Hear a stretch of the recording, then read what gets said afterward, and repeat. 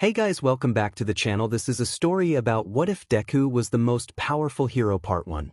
If you guys enjoy this what if and want to see part 2, comment down below and let me know before I start. Please do support for more awesome content and leave a like, and don't forget to subscribe to my channel and also share this video with your friends and check out the description in my playlist.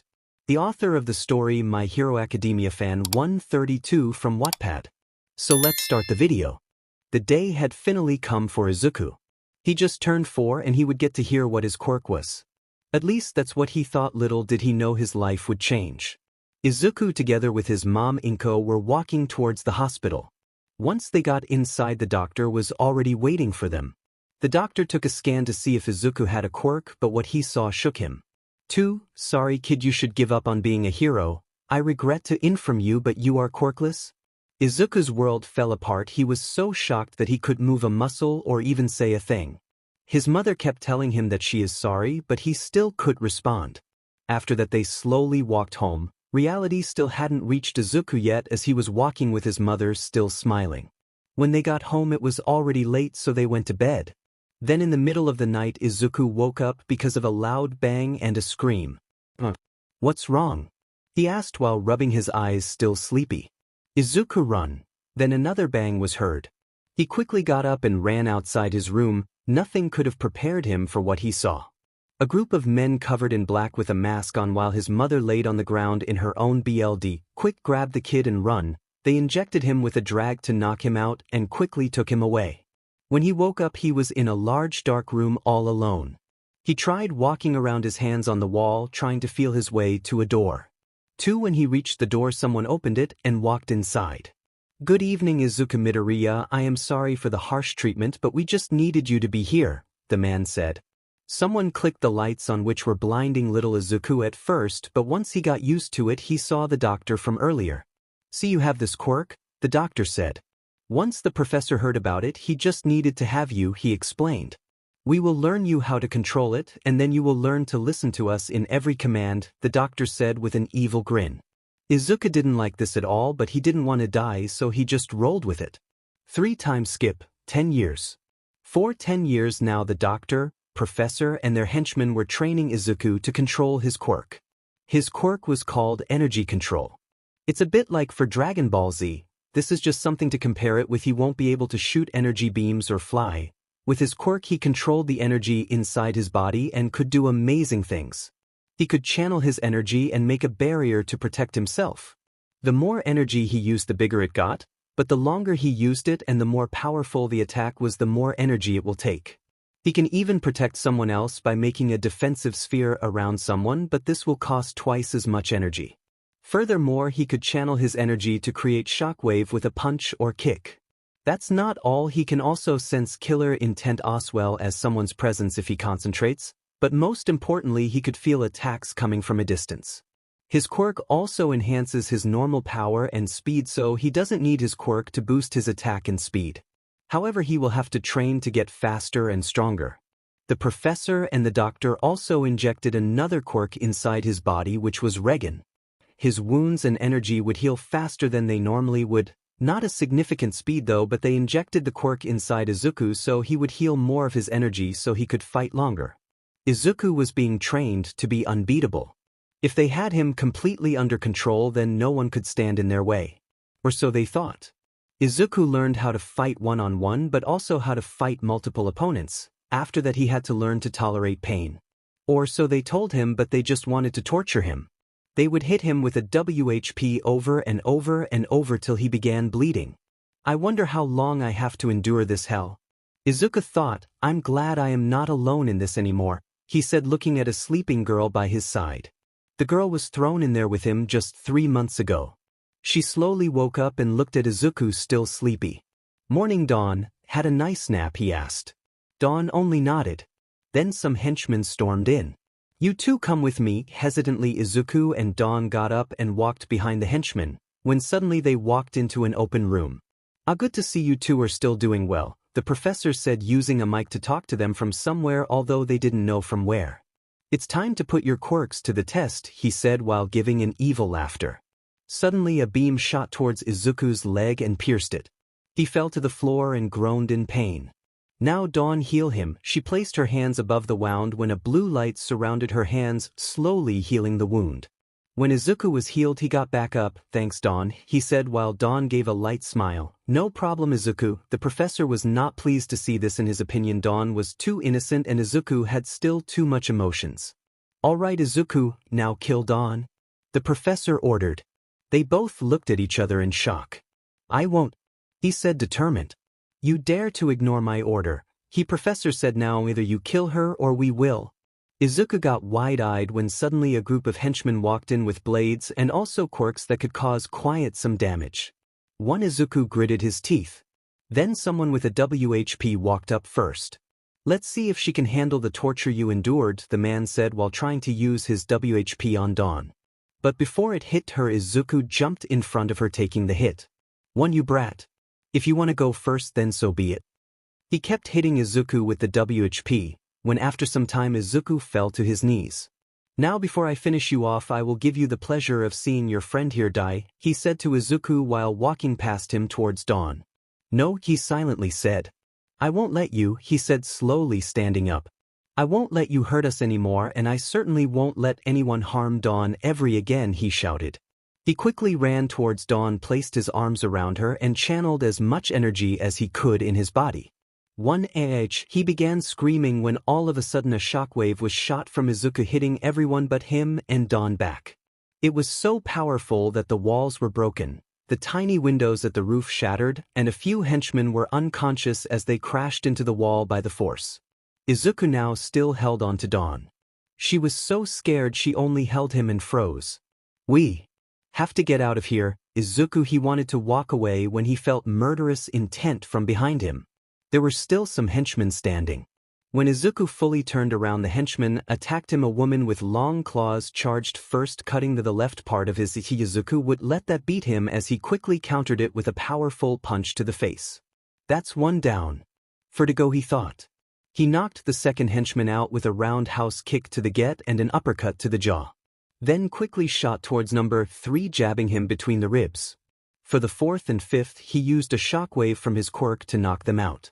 After he made sure they were all unconscious, he quickly ran towards Dawn, who was still in shock. He kneeled before her. Quick, get on my back, he said but you are hurt badly, she said. We don't have time for that, we have to get out while we still can, we will worry about my injuries later, he said. Dawn quickly got on his back. Izuku broke through the damaged wall and quickly ran through hallways searching for the exit. He opened doors everywhere, until he found a room with some notes on a desk. Project Nomu, it said. Izuku began reading the note and saw that this Nomu was being made specifically to kill All Might. This shocked Izuku. That will never happen, no one is stronger than All Mights, he thought. He looked around in the room to see some sort of pod. In it he saw a black creature with a strange beak and a brain on the top of his head. This has to be that Nomu thing, he thought. He wanted to investigate more but heard noise in the hallway. He felt a lot of murderous intent from them. He quickly hid, waiting for them to pass. Once they did, he quickly ran out of the room back to the hall and tried to find the exit. He quickly found a staircase, luckily there were also windows. He quickly ran towards the window to see where he was but was shocked to see that they were at the top floor of a skyscraper. We have to go downstairs fast, he said silently to Dawn. But then he noticed she passed out. She was so scared of everything that happened that she just passed out.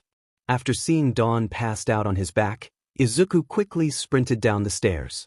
He was fast enough to avoid running into anyone until there was a large amount of villains standing in front of him. I am almost at the ground floor, I can't be stopped here, he thought. I have to keep Dawn safe. He looked out the window and saw other buildings close to him, which gave him an idea. I can either risk it and have a chance at dying than staying here and definitely die, he thought. He used his quirk on his leg with his superhuman strength to break the wall and window. After that, the villains started to run towards Izuku to try and stop them from escaping, but Izuku wasn't waiting for them as he quickly jumped outside. Sadly, they just barely missed the roof of the next building and started falling down. Izuku quickly made a barrier to prevent them from falling to death. When they landed, the shield just disappeared. I can't use my quirk for now anymore, guess I have to run with my own power even though I am low on energy, he thought. He quickly stood up and began running through the city. Everywhere people were looking at him and Dawn.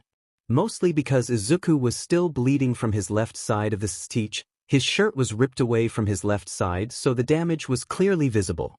Izuku didn't stop and ran out of the city inside the woods. He felt that they were being followed.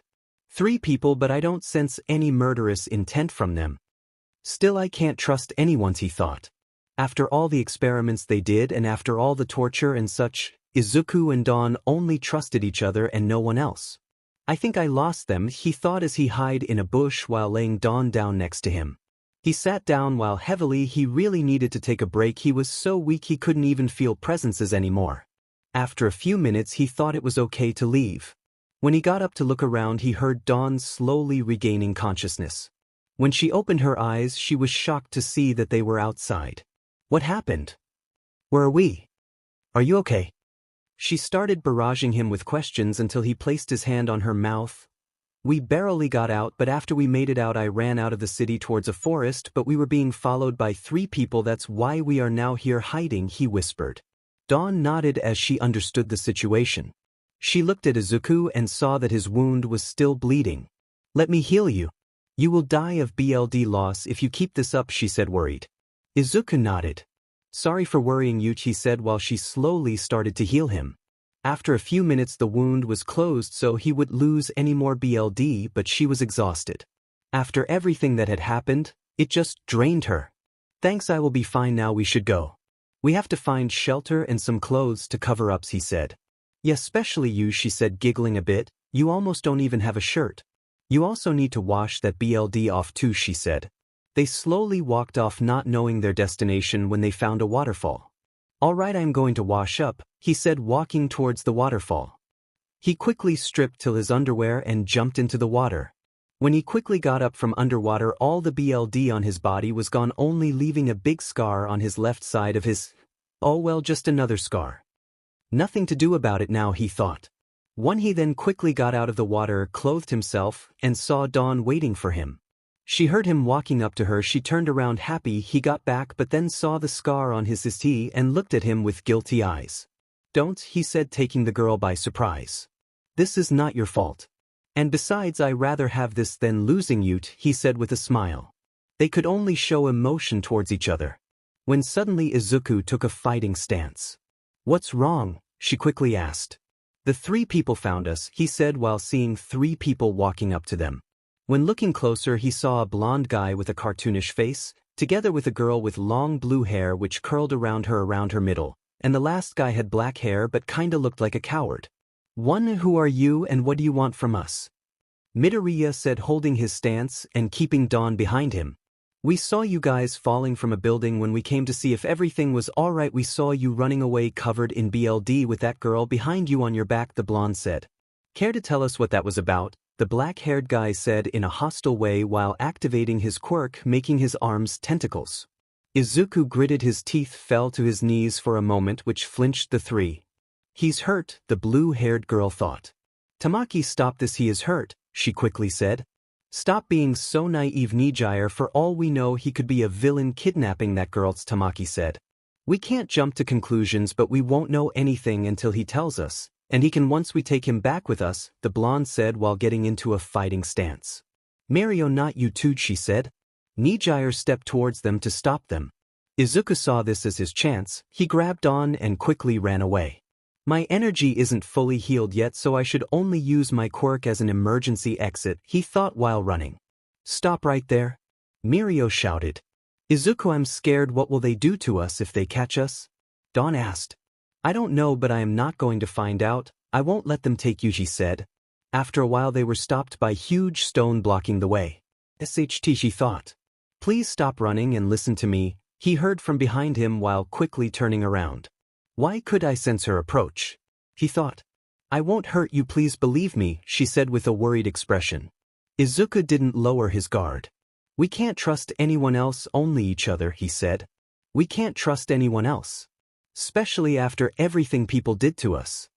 He added while 値ire was shocked to hear this, but once she wanted to say anything, tentacles shot past her, grabbing Izuku and the girl on his back. I got them now, quick. Tamaki was cut off by Izuku. Lead us all. he shouted while creating another shockwave from his both, which knocked Tamaki and the running Mirio back. 𝗵𝗃 quickly flew up outside of the range of his shockwave, but it still reached her, which knocked her out of the sky. After she fell, she saw that Izuku was barely able to get up, but he still lifted the girl on his back and got away. They ran to God knows where, but eventually reached a small town. Luckily for them, they found an abandoned house and hid in there to recover. While they were inside, they walked around inside the house and eventually found a closet and found 2 cloaks, which he took.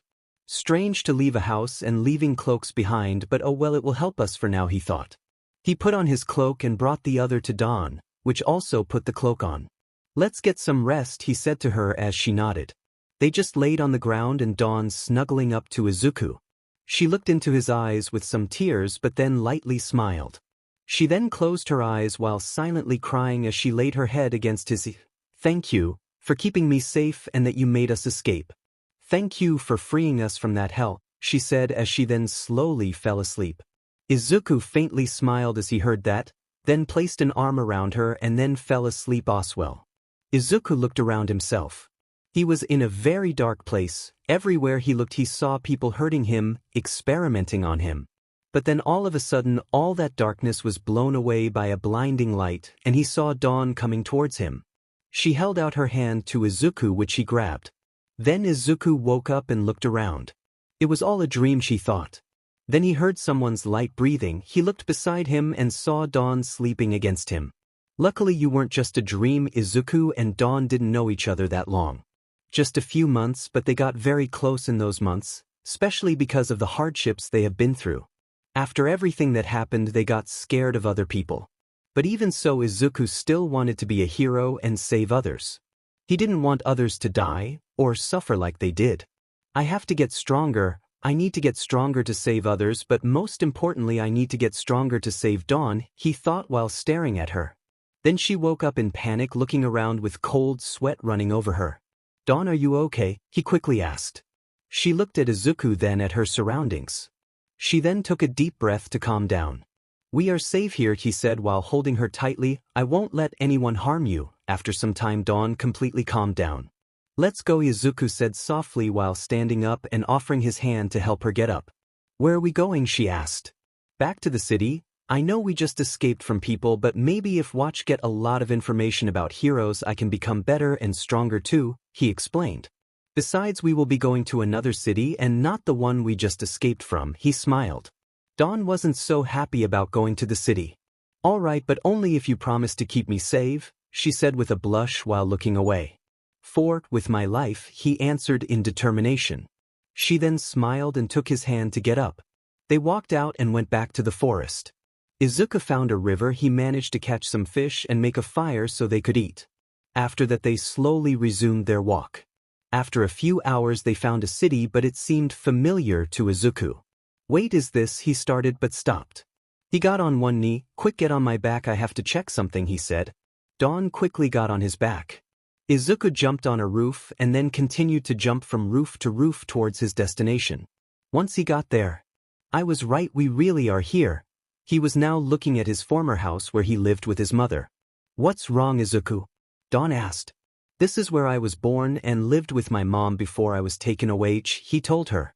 Dawn froze and held Izuku tighter. Are you okay? She asked him. When suddenly he jumped towards the apartment, but he saw it was completely empty. He then dropped to his knees and started crying. Dawn got worried and got off his back. Izuku, what's wrong? She asked. Nothing is in here, he said. She looked inside and he was right, there was literally nothing. Well, maybe your mom moved away, she said. Izuku only shook his head. No, this house empty just confirms what I had thought, he said, still crying. What do you mean? Come on, please tell me, she said, placing her hand on his back. My mother is dead, he said while Dawn's eyes got wide. Before I was taken away I heard a loud noise and then my mom telling me to run away, but then I heard another noise, but when I got out of my room I saw my mom on the ground laying there in BLD. I had hoped that it was all just a bad nightmare, but seeing this means it really did happen, Izuku said, now really breaking down and crying. Dawn wrapped her arms around him and started hugging him. I'm sorry to hear that. I'm so sorry about your loss, but you can't give up and you are not alone. You will never be alone because you will always have me, she said, trying to comfort him. Izuku looked up at her still crying. She looked back and gave him a slight smile. Thank you, she said while laying his head on her 𝗧𝗵𝗃. Let it all out, big guy, she said while still holding him. But a few moments later they got interrupted by a hero. Don't move. Who are you and what are you doing here? He said, taking the attention of the two.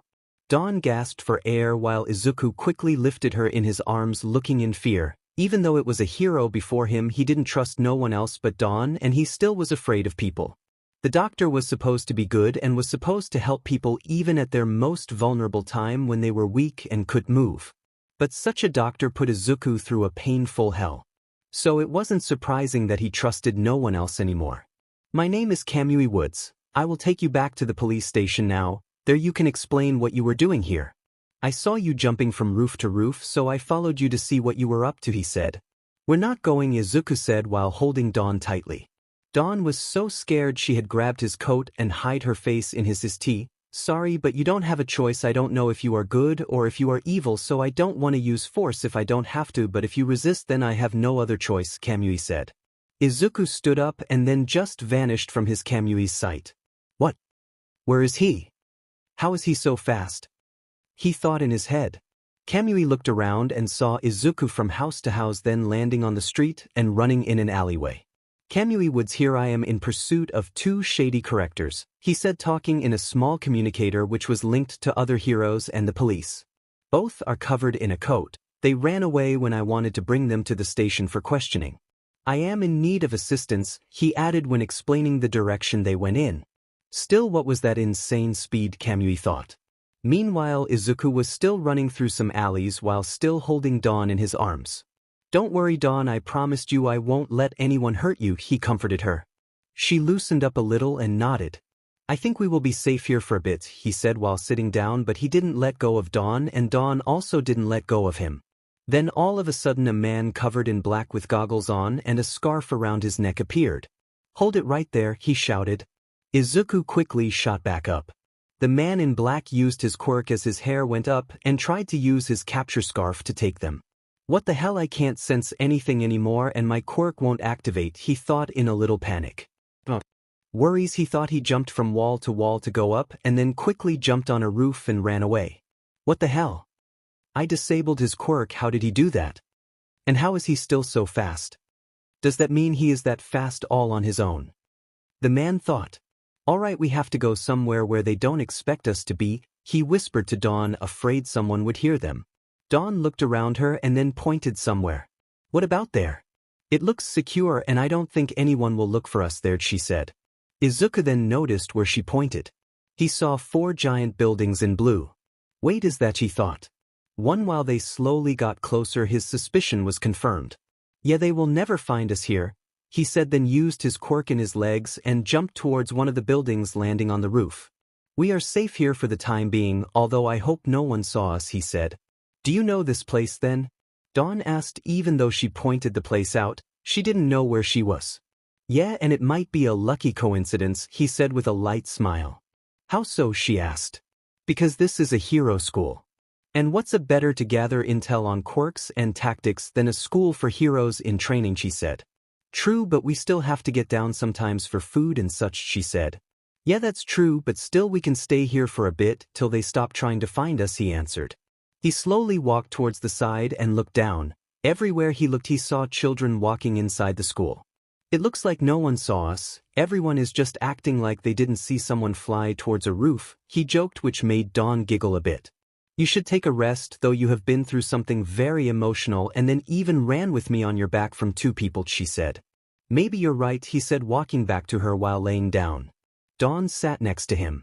Now take a rest, I will keep a close eye out for if anyone comes up here and I will wake you up if I notice something, she said. Izuku smiled and closed his eyes to rest. Dawn looked at Izuku and patted his head. She felt so safe with him. It was quiet outside, the sun was up and it was nice and warm. I'm glad we are free from that hell, she thought, wondering how she even survived those few months. Although I have nothing to complain compared to Izuku, I have been there for a few months and every day I felt like I was about to die, but Izuku had been there for years, long before I even came there, and even so he was still holding on, she thought. She pulled up his sleeves and saw scars from his shoulders down to his hands. Then she remembered the most recent scar on the left side of his eye. She also knew he had some on his back as well as on his stomach and sides. He was really put through torture, but he always protected me, she thought. If it wasn't for him, I don't think I would be here right now. Then all of a sudden Izuku shot up in panic with cold sweat. Calm down Izuku, it was just a dream, she comforted him. Izuku looked at her in a sad way. I held something back from you, he said in a guilty tone. Tell me, she said in a soft tone which took Izuku by surprise. He thought she would be mad at him, but she isn't. It's my fault you were also taken to that place, he said. What do you mean? Dawn asked in confusion. I was trained to be ruthless, but I never killed anyone. When I got mad enough at villains, I placed them to near death, but never actually killed them, and this angered the professor. I still had too much emotion, he explained. Then you came, he looked at her.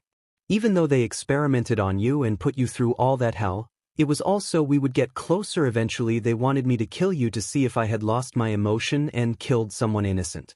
As you know, I could do it. The professor's plan was for you to die all along. He explained, which took Dawn by surprise. She looked terrified. He thought that if he killed the person closest to me after all those years of torture, then I would lose my emotion and be ready to kill. He was right about that, but I rather die protecting you than lose you, he said. This is me being there was all for you to become emotionless and to make you a killing machine to their orders, she asked. Izuku nodded. She then hugged Izuku, which took him by surprise. Aren't you mad at me? It's my fault you got taken there, he asked. I'm not mad, even though I was put through all that. I met you and you protected me. I was all alone before they got me, no friends or family. I lived on the streets barely surviving, but even so I met you, and even after that hell I still gained something good. I have you in my life, she explained. Izuku hugged her back and both of them dropped some tears. After a few hours on the roof, the sun was slowly going down. I think we can get off now, Izuku said. Dawn nodded. She got on his back again as he shot himself to a smaller building and from there to a smaller one, slowly getting down like that. But they stopped around a shopping district when they heard explosions coming. He quickly ran towards the side, placed Dawn down and looked over the edge. He saw a giant sludge monster holding someone. When Izuku looked around, he saw that the heroes weren't able to save the kid. I have to help him. I still want to be a hero, and even though humans can't be trusted, I can't let them die, he whispered. Dawn placed her hand on his. Save him, but don't get hurt and come back quickly, she said. Izuku got up, launched himself down, landed, quickly grabbed the kid, punched the villain, dropped the kid, and jumped back up. All in the blink of an eye. Wow, Dawn said while seeing Izuku behind her while the kid was being treated and the sludge villain being taken away. Strangely, Dawn was able to see Izuku move at that speed. Little did they know someone else saw this as well. Let's go quickly, Izuku said. He lifted her on his back again and quickly jumped away. That's strange, she said. What is? She asked. I could be imagining things, but someone is coming at the same way as us in a high speed. I didn't think anyone other than you was able to follow my movements, he said. He then quickly landed on the street and ran inside an alleyway and hid with Dawn. Suddenly, a big muscled man with yellow hair landed where he did as well, checking his surroundings. Please come out, I have no reason to hurt you, I just want to talk, the man said. When Izuku looked, he saw the person standing there. All Might was standing there, and to his surprise Dawn also knew the man, but even though he was the #1 hero and the symbol of peace, they didn't trust him. What do you think? You feel anything from him? Dawn asked. I don't feel any murderous intent or anything even close to that. It's up to you. Do you want to hear what he has to say? He asked her. He followed us all this way without any bad intentions. Let's hear it, but once he does anything suspicious, we should get out of here, she said. With that, Izuku placed Dawn down and slowly walked towards All Might. Dawn hid behind Izuku's back as he said, so he could protect her if anything would happen. All Might noticed them coming, but also noticed they were tense and on guard. Is it okay if I turn towards you? He asked. It was a weird question, but put Izuku a little bit more at ease. Yes, he answered. All Might turned towards the two covered in their cloaks and the caps from the cloak on their head. All Might put his hands up. I'm not gonna do anything, I am just here to talk, Chi. If you give me the chance to follow you to the alleyway, I can put you more at ease, but if not, that is all right too, he said. Izuku nodded and slowly walked backwards, not taking his eyes off All Might. Once All Might was in the alley, too. Smoke came from him as he transformed back to his skinny form. This shocked Izuku. What do you think you are doing? Izuku asked in confusion. Showing that I trust you, not attacking me and showing my real form, he answered. I heard from the hero known as 𝗧𝗧𝗍𝗃 that he was chasing someone in a cloak earlier, and even though he used his quirk to disable the cloaked person's quirk, that person still got away while being extremely fast. He explained, so that was 𝗧𝗧𝗍𝗃 back there, Izuku noted in his head. And then back there you saved that kid while no one else could. I was at my max for my muscle form, so I couldn't do a thing. I forced myself in that form to follow you to talk. Even though no one saw what happened, my eyes just barely someone in a cloak saving the boy and then jumping back on the roof, he said. Why are you in hiding? You are so strong and so fast. All Might kept going on. You don't seem like villain, otherwise you wouldn't have saved that kid back there, he said, waiting for a response. 2. He started when Dawn grabbed his back. I wanna go, she whispered. He heard she was crying. He knew she was afraid to be around others, and even so she forced herself with him to be there with him, but also All Might. Sorry, All Might, I can't stay. We can't trust anyone other than each other, he said while holding Dawn from behind his back. Don't worry, your secret about that form won't be spilled, but we can't trust anyone, he said while lifting Dawn in his arms and jumping away. All Might didn't know what to think but slowly went back. We have to make sure those kids have a place to stay and to trust us somehow. I don't know what they have been through, but it's obvious someone did something terrible to them which made them like that. Even so, he still saved that boy. The more All Might thought about it, the more confused he became as he slowly went back to his apartment. Izuku and Dawn were sitting by a river. Izuku managed to catch some fish again and warmed it up while slowly putting out the fire after the fishes were ready. Dawn quickly got closer to Izuku as she was scared. Don't worry, Dawn, I keep sensing the surroundings, so as long as no one is coming you can relax. I told you, didn't I will keep you safe, he said, placing an arm around her. She slowly started eating. I also have to apologize to you, he said, which she answered with a confused look. I know you are scared around others after all that happened, yet I made you stay that long around someone else, he said, feeling guilty. It's all right, she said, laying her head on his shoulder. I have you with me. She smiled softly as Izuku smiled back, but also felt warm because of her and her smile. I'm glad I got you with me, he said. Same for me, she answered. I'm tired after today. Is it okay for you if I take a nap now? She asked. Sure, get on my back. I will find a place to hide for the night. You just sleep on my back. And so while Dawn slept on his back, Izuku wandered the city to find a place to sleep. He eventually ended up in his old apartment. He took off his cloak, placed it on the ground, and slowly laid Dawn on it so she could rest while Izuku kept watch in his torn clothes. A few months have passed since Izuku and Dawn started to wander around the city. Izuku managed to find an empty notebook and started writing information about quirks he saw and tactics heroes used as well as fighting styles. He even managed to think of advantages about quirks as well as disadvantages. He even found ways to counter them. All this amazed Dawn. Although Dawn had been thinking for a while, and it's time to talk with Izuku about it. Hey Izuku, she said, taking his attention. What's up, Dawn, he asked. You want to be a hero, right? She asked. Izuku nodded. Well, since you will become a hero, I will become your partner. We will be a team. I know I can only heal using my own energy, but that doesn't mean I can't help you, she quickly said. Izuku looked up in a confused look. To be honest, Dawn, I have been thinking of us as a team for a while now, he said, awkwardly scratching the back of his head with a smile. Dawn had a sparkle in her eyes when she heard this and launched at him to hug him. After some time, Izuku broke the hug with regret. Let's go, he said, helping her stand up. She nodded with a bright smile. They slowly made their way to UA again. They had been watching a certain class for a while now. The class was interesting to Izuku, but even to Dawn. It was a class that just started, but even they saw that they had potential, and so they kept watching their trainings to see how they would grow to become heroes. However, earlier they saw that the man called 𝗧𝗧𝗍𝗃 expelled a small diaper guy with ball on his head for having no potential. He also knew that there would be some kind of battle training today at UA, and that would be the perfect moment to see their fighting styles and also more of the quirks.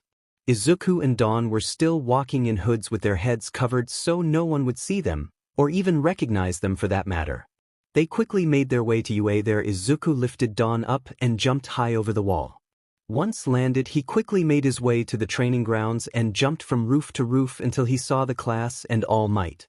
He heard it would be some kind of hero versus villain test, which made him even more excited. Dawn saw this and giggled.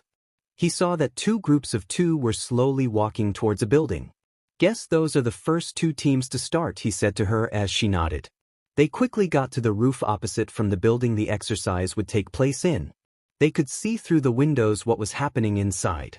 The rest of the class was inside the spectators' room. All Might had seen the 2 in cloaks, but let it be, he trusted that they would interfere in any way. They also didn't attack him when he showed them his true form.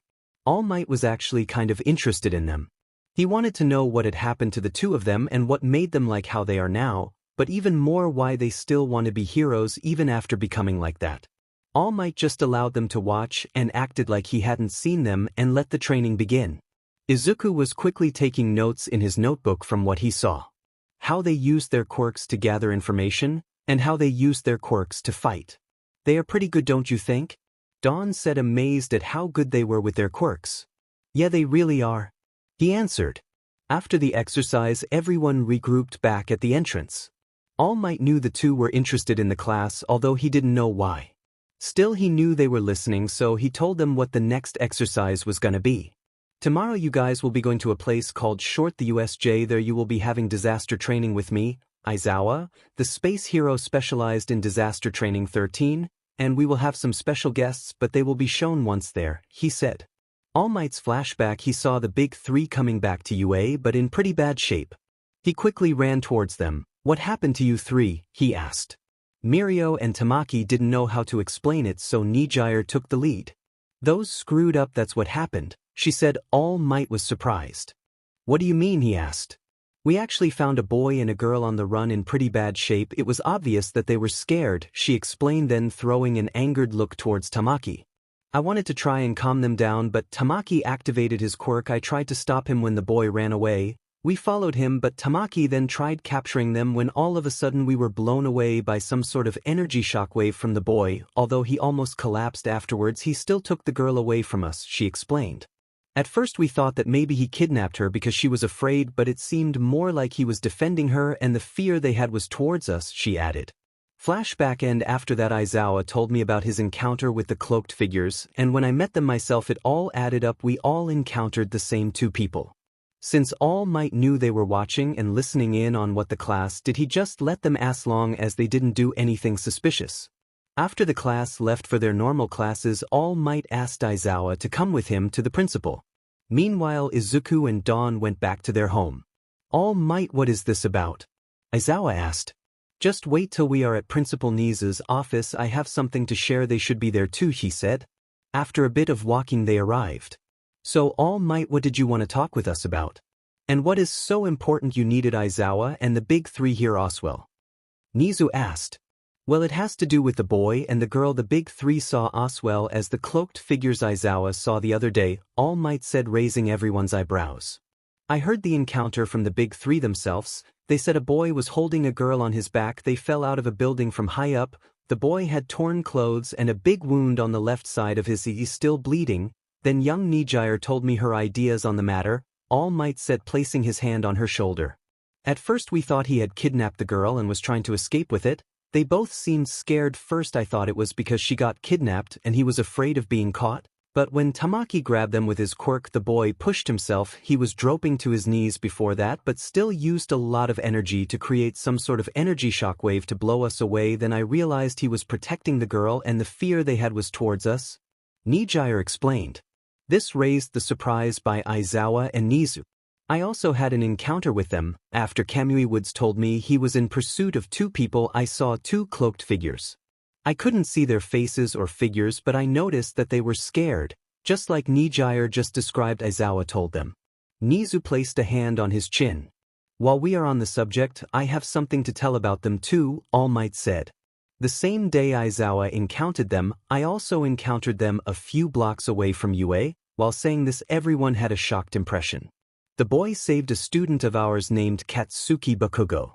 I was at the scene, yet I couldn't do a thing because of my limit, but in the blink of an eye that boy shot down from the roof, saved young Bakugo and disappeared," he explained. "So we can assume he isn't a villain," 𝗍𝗍𝗏 said.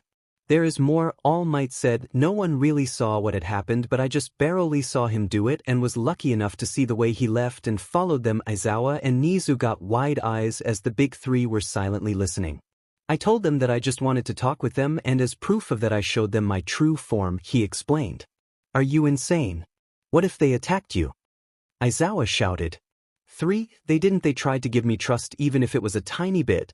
They were hiding and they could have stayed away. Instead they revealed themselves to hear what I had to say, to show them my respect, and to show them I trusted them. I showed my form, but after some time the girl whispered something and he told me in a worried tone that he had to leave and that they could trust anyone but each other. He said, this means they have been through something horrible, but I think there is still hope. They have shown interest in something, he said. And what might that be? 𝗵𝘃𝗧 asked. Class 1A, he answered. All Might, what do you mean by that? 𝗬𝗧 asked, a bit angry. It seems even though they went through something horrible, they still want to save people, otherwise he would have never saved young Bakugo back there even when he doesn't trust people, so there is no doubt he wants to be a hero, he said. What does that have to do with Class 1A? 𝗵𝘃𝗧 asked. For some time now they snuck into UA and have been watching Class 1A grow. All Might explained. This shocked 𝗵𝘃𝗧. How long has this been, he asked. I don't know. I noticed when 𝗬𝗧 was giving them their first fitness test they were watching. When I tried to secretly watch too, they hadn't noticed me there, but they just sat there watching, All Might explained. How did I not notice them? 𝗬𝗧 shouted. It's because they didn't have bad intentions, All Might explained. Even today with my battle training they were watching at the training grounds. I noticed them sitting on the roof opposite from where the training was being held. They just sat there watching, she explained. Why didn't you capture them? 𝗵𝘃𝗧 asked. They are still afraid of people, and yet they didn't show any hostile towards them. Maybe if they watch the class long enough they feel like they can trust them a bit more. If I had shot over there they would defend themselves and fight back. Seeing how one shockwave from his energy at a weakened state knocked out the big three. I don't think we want that fight happening at you. Also, if I had rushed them they would fear people even more. That is true, 𝗵𝘃𝗧 said. Now I have something to ask, All Might said. Tomorrow we will be going to 𝗧𝗍. Will it be alright for the big three to come along? This took 𝗵𝘃𝗧 by surprise. Their first encounter with the big three was immediately after what happened to the kids, so they didn't know if they were enemies or heroes. Maybe if they see the big three working with the class they have been watching gives them a little comfort around them, 𝗵𝘃𝗧 said. It might be a good idea. We have to try and help those kids to find the courage to at least trust us. We have to find a way to help them, and if they really want to become heroes, UA really is the best place, 𝗵𝘃𝗧 added. Alright, I will allow it, but please be careful, 𝗵𝘃𝗧 said. Can I add something to everything that has been said? 𝗬𝗧 added. 𝗵𝘃𝗧 nodded. I told you with my encounter with them, but there is something I haven't mentioned, he said. When I found them I erased the kid's quirk, but he was still strong and fast enough to jump from wall to wall and escape before I could even move. His quirk might be strong enough to knock out the big three, but even without his quirk he is strong, 𝗬𝗧 added, which took everyone by surprise. We have to take this carefully if we don't and end up making an enemy of them. We don't stand a chance, 𝗬𝗧 said bluntly. What do you mean by that? 𝗵𝘃𝗧 asked. It's true there are some strong pros around here, but we don't even know the extent of his power outside his quirk. For all we know he could take all the pros at out school on except for All Might without quirk. If he can manage to power up with his quirk, then even All Might won't stand a chance, not now that he has been weakened. In short, if we have to fight them we lose, he said. All Might nodded. That's exactly what I mean. If I had rushed them I would have made UA an enemy for them and we would all be destroyed by his power. We have to find a way to save those kids, and I just know that the people in this room together with Class 1A can do that. All Might said. Alright then, 𝗵𝘃𝗧 said. We will go with this plan for now, and with that they all left for home. Izuku and Dawn were talking about what they both thought about everything they saw that day. After that they just went to sleep as they knew that the class would go very early. They both laid down and snuggled up to each other. The next morning, Class 1A together with 𝗬𝗧 arrived at USC. 𝗬𝗧 all of a sudden was reminded of the talk the day before at the principal office and looked around and all of a sudden saw two figures jump towards the USJ dome. Guess All Might was right, he thought, still worried about it all. Izuku and Dawn looked inside from the glass on the ceiling to see inside and what it looked like. Wow, how did they make all that? Dawn asked out loud. I don't know, but it certainly does look amazing. Then they saw Class 1A walking inside. Well, let's see how they are going handle this training, Izuku said while laying on his stomach to watch inside. Dawn laid beside him and laid her hand on his while also watching inside. Izuku held her hand in between his fingers. They couldn't hear what was being said, but luckily they could still see. I guess they are introducing, Dawn said when suddenly, hey look, aren't that the 3 people we encountered at the forest when we escaped? Dawn asked.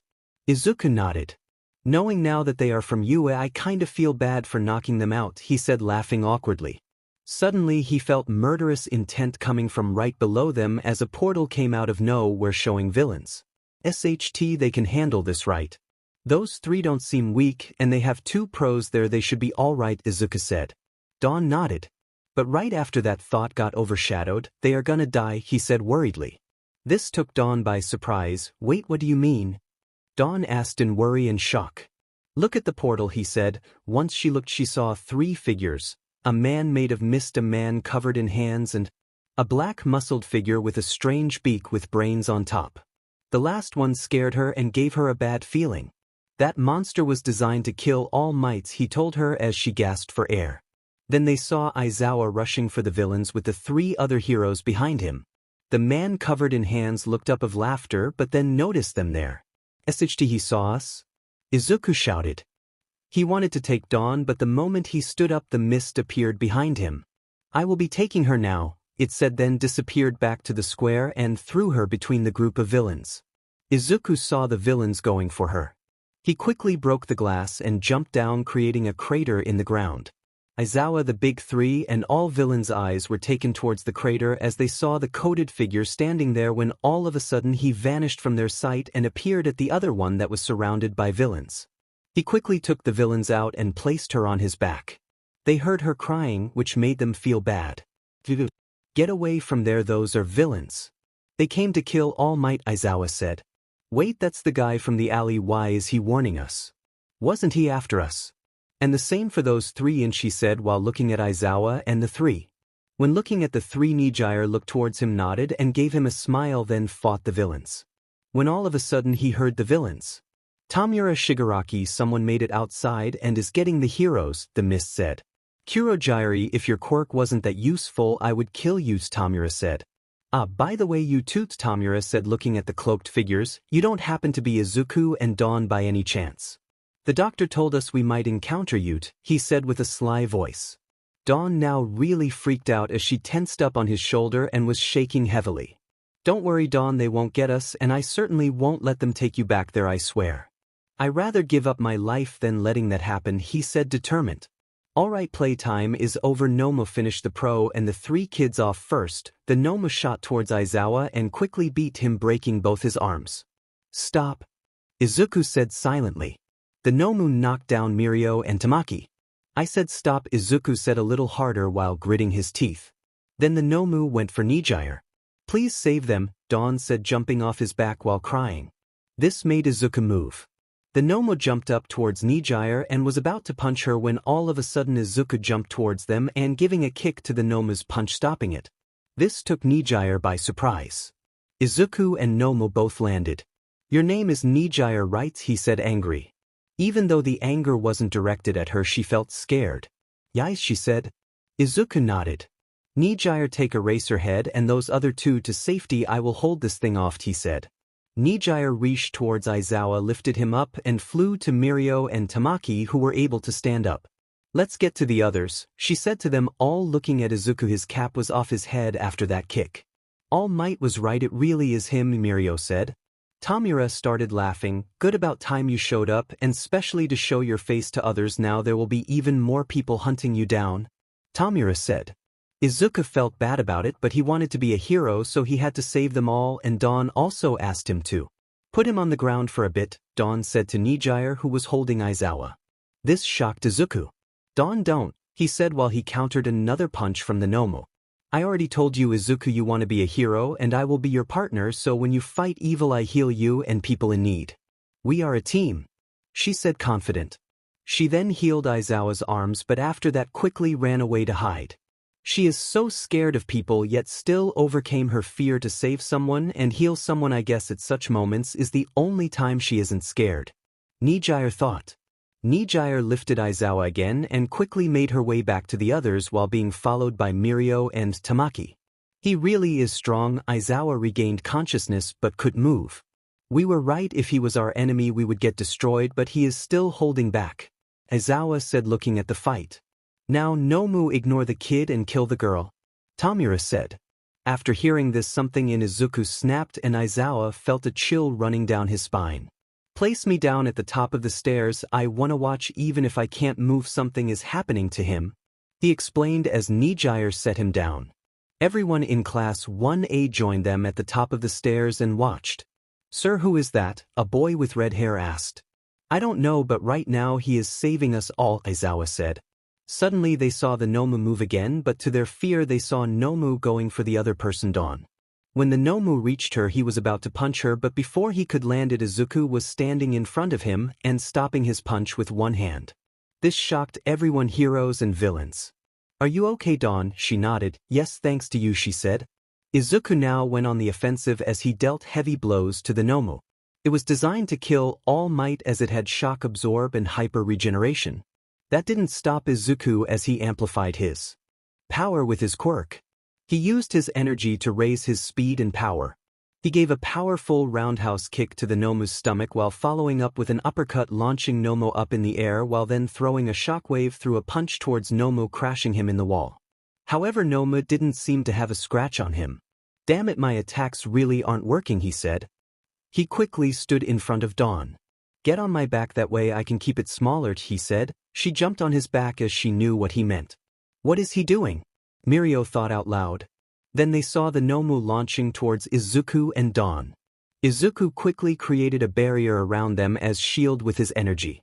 The 𝗵𝗵 began giving heavy hits on the shield, which made Izuku drop to a knee. Every hit took some of his energy. They were all seeing it happen but knew they could do a thing. Then the door broke open and All Might charged in, running towards the students and 𝗧𝗏. Are you all okay? He asked. Yeah, but 𝗧𝗏 has his arms broken, Mirio said. I don't, he said, taking them by surprise. I did have my arms broken, but that girl healed me, he said, pointing at the two inside the shield shielding themselves from 𝗵𝗵. You were right, All Might, they do want to become heroes. If it wasn't for them we would have been dead before you got here, but you have to help him. It seems like that barrier takes a lot of energy from him, especially with those heavy hits. He already dropped to his knees, 𝗧𝗏 explained. All Might nodded and charged at the 𝗵𝗵. He immediately threw a punch at the 𝗵𝗵 to push it away from Izuku and Dawn. Izuku now dropped his barrier and fell to his knees. Izuku, are you okay? Dawn asked in a worried tone. Don't worry, Dawn, I'm alright, just need to catch my breath, he said. Young man, you rest here, I got this, All Might said while walking towards the 𝗵𝗵 as Izuku just glared. Also, I want to thank you. Thanks to you everyone is safe and doing well, and thank you too, young miss, for healing 𝗧𝗏. After he said that, Dawn completely hid behind Izuku again. All Might was now standing face to face with the 𝗵𝗵. He then gave a gut punch and an uppercut, but it didn't even leave a scratch. Don't bother, 𝗵𝗵 is designed to fight you at your prime 100%, Tamura said. It has multiple quirks called shock absorb as well as hyper regeneration. The only way you can beat it is if you cut his flesh off or burn it so it can't regenerate. With that, All Might lifted the 𝗵𝗵 up and slammed it backwards into the ground. Or so that was the idea. The moment All Might slammed the 𝗵𝗵 into the ground, 𝗧𝗏 opened a warp, making 𝗵𝗵 go through it and opening up behind All Might's back and pierced All Might's side with his fingers. Izuku charged in and kicked 𝗵𝗵 in the face, actually breaking its neck, knowing it would heal itself, but that did leave his grip a bit loose on All Might so he can escape from his grip. Thanks, that was a close one, All Might said while Izuku just nodded. You can't beat that thing, she bluntly said, taking All Might by surprise. As I have witnessed your true form, that made it all too clear you have weakened quite a lot. This thing can take you head on in your prime, so at this moment you don't stand a chance alone, he added. I hate to admit it, but you are right, he said. You saw me move at the sludge villain, right? Think you can keep up? This took All Might by surprise. I'm not the #1 hero for nothing, you know, he joked, which placed a light smile on Izuku's face. This doesn't mean I trust you, it's just we won't beat this thing one-on-one and I have to protect her, he said, looking at Dawn, who was worried. All Might noticed this. Don't worry, she will be safe. After hearing those words, Izuku's eyes got wide. They both launched themselves at 𝗵𝗃 as they both threw a barrage of punches at 𝗵𝗃. At first it looked as if the 𝗵𝗃 didn't take any damage and was absorbing it, but then dozens of punches later they started noticing that their punches were having an impact on 𝗵𝗃. But 𝗵𝗃 didn't go down without a fight. He pushed them both away, then hit Izuku up in the air. He quickly jumped up and threw Izuku into the ground. 𝗵𝗃 tried to punch him again to finish it, but All Might threw a punch on the brain of the 𝗵𝗃, making it howl in pain. All Might went over 100% through an insane barrage of punches at 𝗵𝗃. Tell me, villain, have you ever heard of those words? Go beyond, he said while backing up his right arm, plus ultra. He threw his punch at the 𝗵𝗃, launching it through the roof miles away. While All Might did finish the 𝗵𝗃, he was at his limit. Just standing in his buff form was all he could do. The villains noticed this. This is the day you will die, All Might, 𝗳𝗵𝗲 shouted. But as they advanced, Izuku casually walked up in front of All Might, who had steam coming off of him. Before the villains got any closer, he put up a barrier to protect him, All Might and Dawn, so the villains couldn't reach them anymore. At that moment the pros came in and they saw what had happened, how All Might had steam coming off him, and how Izuku placed a barrier to save All Might from the villains. 𝗫𝗍 knew that Izuku knows about the steam and the weakened form. You were right, All Might, he thought to himself with a smile. Snipe then shot a few quick bullets at 𝗳𝗵𝗲, shooting through his arms and legs before Kurogiri helped 𝗳𝗵𝗲 escape. This scared Dawn as she quickly ran towards Izuku and held his shirt. Then Izuku realized that his coat was gone, now fully revealing him with torn clothes. He quickly placed an arm around Dawn and wanted to jump away, but looked at a smiling All Might in now half skinny half muscle form. Then he looked towards the class, running up to them with the teachers. Damn it, now I got no choice, Izuku said while grabbing All Might Oswell. He broke down the barrier and jumped out. This took everyone by surprise. But mostly it raised a question. What was he planning with All Might? They all thought. Izuku jumped off the dome on the backside, laid down All Might on his back. Hold stilts, he said while placing a hand on his 𝗧𝗍𝗃. Dawn got to the other side, healing the wound in his side. Izuku, however, began channeling energy in his hand and then shot it inside All Might's 𝗧𝗍𝗃, taking All Might by surprise. After that, Izuku began heavily. What did you just do? All Might asked in surprise. Keeping my promise and repaying you for saving us, he answered. Repaying I can understand, but what do you mean keeping the promise? All Might asked. Look at you arms, he said. Then All Might noticed he was in his skinny form. If I left you there they would see it, he answered. Thanks, but what did you just do on my 𝗧𝗍𝗃? He asked. Try going into that muscle form, Izuku then said. All Might stood up and got in his muscle form without any trouble. It felt like he hadn't even used his muscle form at all in the day. Now that I gave you my remaining energy, you can stay in that muscle form till your time limit, so no one will find out your secret. And with that I also repaid for you saving us, he said while trying to get up but falling to his knees. But before he fell, All Might helped him up. When he got up, Dawn ran towards him, placing his arm around her. Let's go, Izuku, before others notice we are still here, she said. Yeah, let's go, he said while they slowly ran away. Izuku, right? All Might asked. They stopped for a bit and Izuku nodded. Thank you, All Might said. And with that they ran away. All Might quickly got to the front, showing he was safe and in his muscle form, this taking the big three, Aizawa and 𝗫𝗍, by surprise. Weren't you at your limit? Aizawa whispered so the students would hear. And didn't you have a wound at your side? He asked. All Might nodded. Those kids helped me. The girl healed my wound at the same time that boy gave me his energy to stay in my muscle form for a few hours, he explained. She also healed you, didn't she? Looking at Aizawa. Yes, my arms were crushed, but she healed it. I heard her saying something like the boy Izuku, I think, wanting to be a hero, and that she would help him by healing him and others in need, and that they were a team, Aizawa said. Well, it seems you two made the first positive encounter with him, 𝗫𝗍 said with a smile. I dare even say he even trusts you a little, All Might, he added, looking at All Might. I hope so, he said. 𝗫𝗍 joined in on the conversation. He also trusted me enough with Aizawa. He told me to grab him and Mirio and Tamaki and join the others, she said. That's good to hear, 𝗫𝗍 said. To be blunt about it, if he hadn't shown up we would have all been dead before All Might would have shown up, and then he would have been killed too. He really saved us. That kid really is strong. He held his own against that 𝗵𝗃 thing, but it drained his energy fast, Aizawa explained. Suddenly they heard an explosion 3 streets away from the USJ when they suddenly saw a body of someone flying their way. Landing on the ground at their feet was 𝗵𝗃𝗁. Young 𝗵𝗃𝗁, what happened? He asked. 𝗵𝗃𝗁 extended his hand. Wait, come back 𝗧𝗑𝗧𝗟, he said while passing out. All Might quickly went towards the place where the explosion was. When he got there, Izuku was down on the ground while Dawn was healing him. What happened here? He asked worried. Stay away, she said in tears. Someone just rushed at us. I got scared and Izuku tried protecting me using the last of his energy to push the guy away, she said crying. Izuku tried to get up but could barely move. Do you trust me for this once? All Might asked the girl. I don't know, she said. Just breathe this once, Izuku said. Are you sure, Izuku? She asked. Yeah, if he wanted us dead or captured he would have done it earlier, so for just this once I will trust him, he said grabbing her hand. If you don't, then he has to stay away and I will protect you, he said comforting her. All Might didn't move until they both agreed. All right, just this once. For Izuku's sake, she said. All Might walked towards them. All right, I am gonna pick you guys up now and bring you home, he said. Izuku didn't let go of Dawn as he held her in a hug. She was shaking like crazy out of fear. Poor kids, they really had it rough, he thought. Izuku patted her head. It's all right, Dawn, I'm here and I will never leave you, he said. This made her calm down a bit. Izuku told them where their house was, as it was an apartment without anything in it.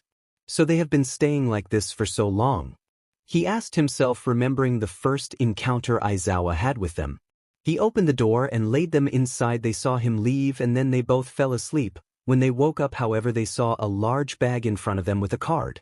Here are some clothes so you two can get changed. There are also some blankets to keep you warm while sleeping. It's not much, but I hope it helps.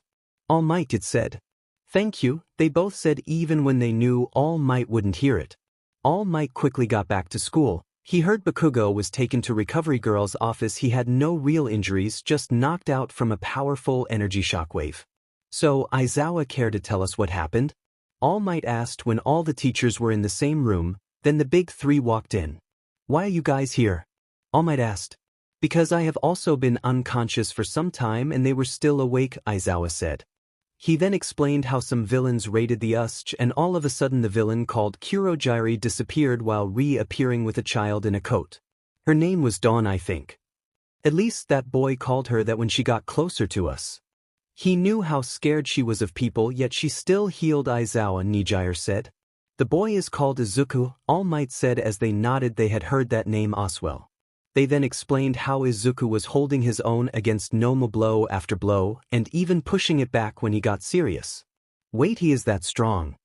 Mike asked, while ectoplasm and Midnight were shocked to hear that, as they knew All Might didn't really stand a chance against it.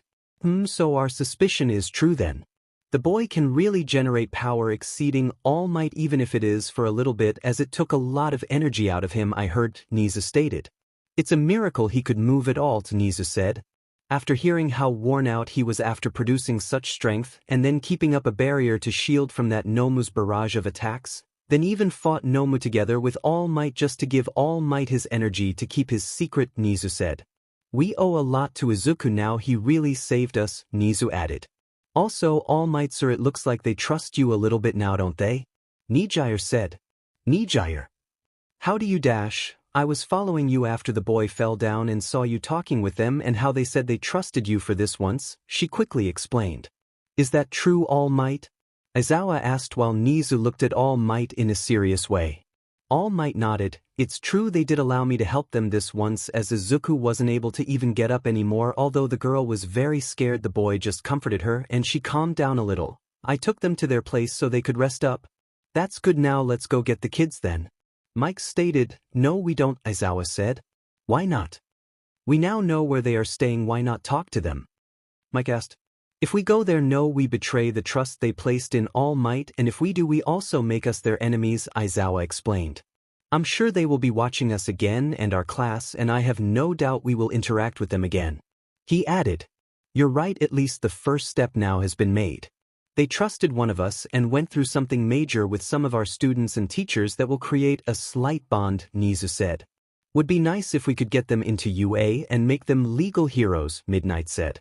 Let's hope that becomes the case. For now we should all go home and take a rest, 𝗍𝗂 said, and with that they all left for home. After the 𝗧𝗃𝗧𝗟 incident, UA gave the classes 2 days off to rest up and calm down after what had happened. Many of Class 1A were still wondering who the two people were protecting them, while others were just glad it had ended. After those 2 days off, school went on like normal again, and Izuku and Dawn kept watching them every day like normal. Now a week had passed and it was time for the sports festival. They had all been training like crazy to compete in it. Everyone was really hyped up. While everyone slowly gathered up at the arena, Izuku and Dawn made it on top of the roof of the stadium to watch from above. This should be fun to watch, Izuku said while Dawn just laid her head on his shoulder with a smile. They felt so safe around each other. They also felt good by being close to each other. They would both rather die than lose each other. All of the first years were now standing in the stadium while the hero Midnight announced the first trial. Basically, it just was a race with 3 real obstacles. That's gonna be interesting to see how they are going to use their quirks to gain speed advantages, Izuku said, placing his hand on his chin with a slight grin. You are cute when you are like that, Dawn giggled, which made Izuku blush. But instead of feeling awkward, he felt good and warm because of her. Then she lost in a stare at him. You are the most beautiful girl I will ever meet, and it makes me feel good that such a girl likes me enough to stare at me, he teased, which made her blush this time. Then she just threw her head on his 𝗧𝗓𝗧 and hugged him. For what is this feeling she gives me, they both thought at the same time. But they were brought out of their thoughts when they heard the race had started. It really didn't surprise them to see that Bakugo and Todoroki up front, and it actually made them laugh that Todoroki made a huge wall of ice keeping everyone inside. Although nothing special happened in the race, they were enjoying it. Todoroki had won the race and Bakugo was a very close second.